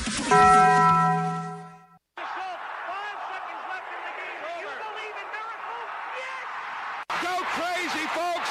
Go crazy! This is for all the biggest crunch time. You are looking live. In your life have you seen anything like that? Take questions again for the student athletes at this time, please. What's happening, big dog? How you doing? Is this thing working? It's obviously crunch time. Hammer, nail, coffin. This baby is over. Boop, boop, boop. That's what you're getting. Time for Taco Bell Crunch Time. Taco Bell, home of the crispy tortilla chips, topped with a double portion of either seasoned beef or shredded chicken, plus refried beans, nacho cheese sauce, reduced fat sour cream, guacamole, and a 3-cheese blend. Nachos Bel Grande, heaping portion of chips, topped with ground beef, tomatoes, beans, nacho cheese sauce, and a dollop of sour cream. Taco Bell, home to great food you get on your way home real fast, and they bring you crunch time every day. Drew, we learned that Mel Tucker takes over at Michigan State after 1 year at Colorado. Mark D'Antonio winning as coach ever at Michigan State. Big Ten much tougher than the Pac-12. Got that rivalry with Harbaugh. A lot of on-campus issues. Next year, road trip to BYU, and they play Miami. I don't know if that's road or home, and I know they play the U. And, oh, by the way, Ohio State and Penn State. It speaks to what a tough job Colorado is. And now Rick George had to make a hire there. I think it'll be Eric Bieniemy. It's his if he wants it. Part of their national championship team, legendary player and fresh off the Super Bowl win as offensive coordinator for Kansas City. What'd you learn today? Learned today that apparently people really, really, really were upset with the Super Bowl halftime show. Not only the guy that decided that he was going to sue the NFL for costing him his spot in heaven. Now, I can only assume he didn't turn it off. He did not. If it was so offensive, can't you hit that off button? Well, that's exactly what over 1,500 people should have done who submitted formal complaints to the FCC over the Super Bowl broadcast. In comparison to last year, only 55 complaints were filed about Adam Levine's being topless. And Adam Levine's topless? Well, the singer from Maroon 5 without a shirt. I didn't know how to say that. I was reading and it says something else. Shirtless. I didn't want to. If you want to read some of them, you can either go to the FCC website or just go over to SB Nation. They got the 21 best or quote unquote worst of them. It's absolutely hilarious. I guess they're all open to public record. I know they are. Yeah. And look, I don't want to get on the wrong side of the FCC either because but they are pretty funny to read. Yeah, could have done without. We went to the last segment about the NBA draft lottery potentially in 2020 mock drafts and 2020 mock brackets. There aren't a lot of players that are going to be in the NCAA tournament that their names will be called right now come late June at the NBA draft. Obi Toppin will and Nico Mannion will. That's two good players. Vernon Carey, we mentioned him from Duke. But a lot of the great players are our own teams that are not even playing college basketball, so they won't have a chance of being in the NCAA tournament. What is it you could have done with that? I could have done without AB somehow still trying to stay in the news. He's actually right now on the top headlines on ESPN.com, CBSSports.com, and multiple other sporting websites now coming out saying he didn't realize how good he had it with Big Ben and should have never have trash-talked him, should never have left. How about left. running the Rooneys down? How about running Bill Belichick and Robert Kraft down? How about running down Mark Davis and the silver and black and John Gruden? You cast a pretty wide net, AB. Yeah, this isn't him changing or realizing. This is him trying to save face after he destroyed his entire life and career and everything that he's done. I doubt it.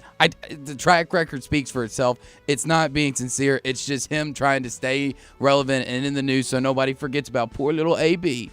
Well, I believe in forgiveness. I'm going to give him a chance. Let's give him a chance. How many more Come on, chances, Drew. though, Brett? I can't give a guy 10 chances. Keeping a close eye tonight on Grizzlies Trailblazers at FedEx Forum for a pretty firm grasp on the 8th seed for the Grizzlies at stake.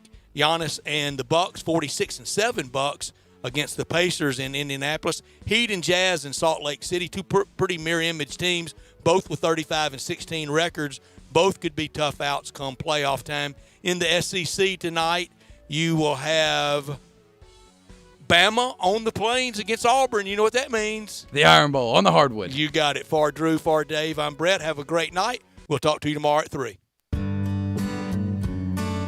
Hey guys, Valentine's Day is just around the corner. Treat your special someone to a fantastic dinner at the Butcher Shop Steakhouse.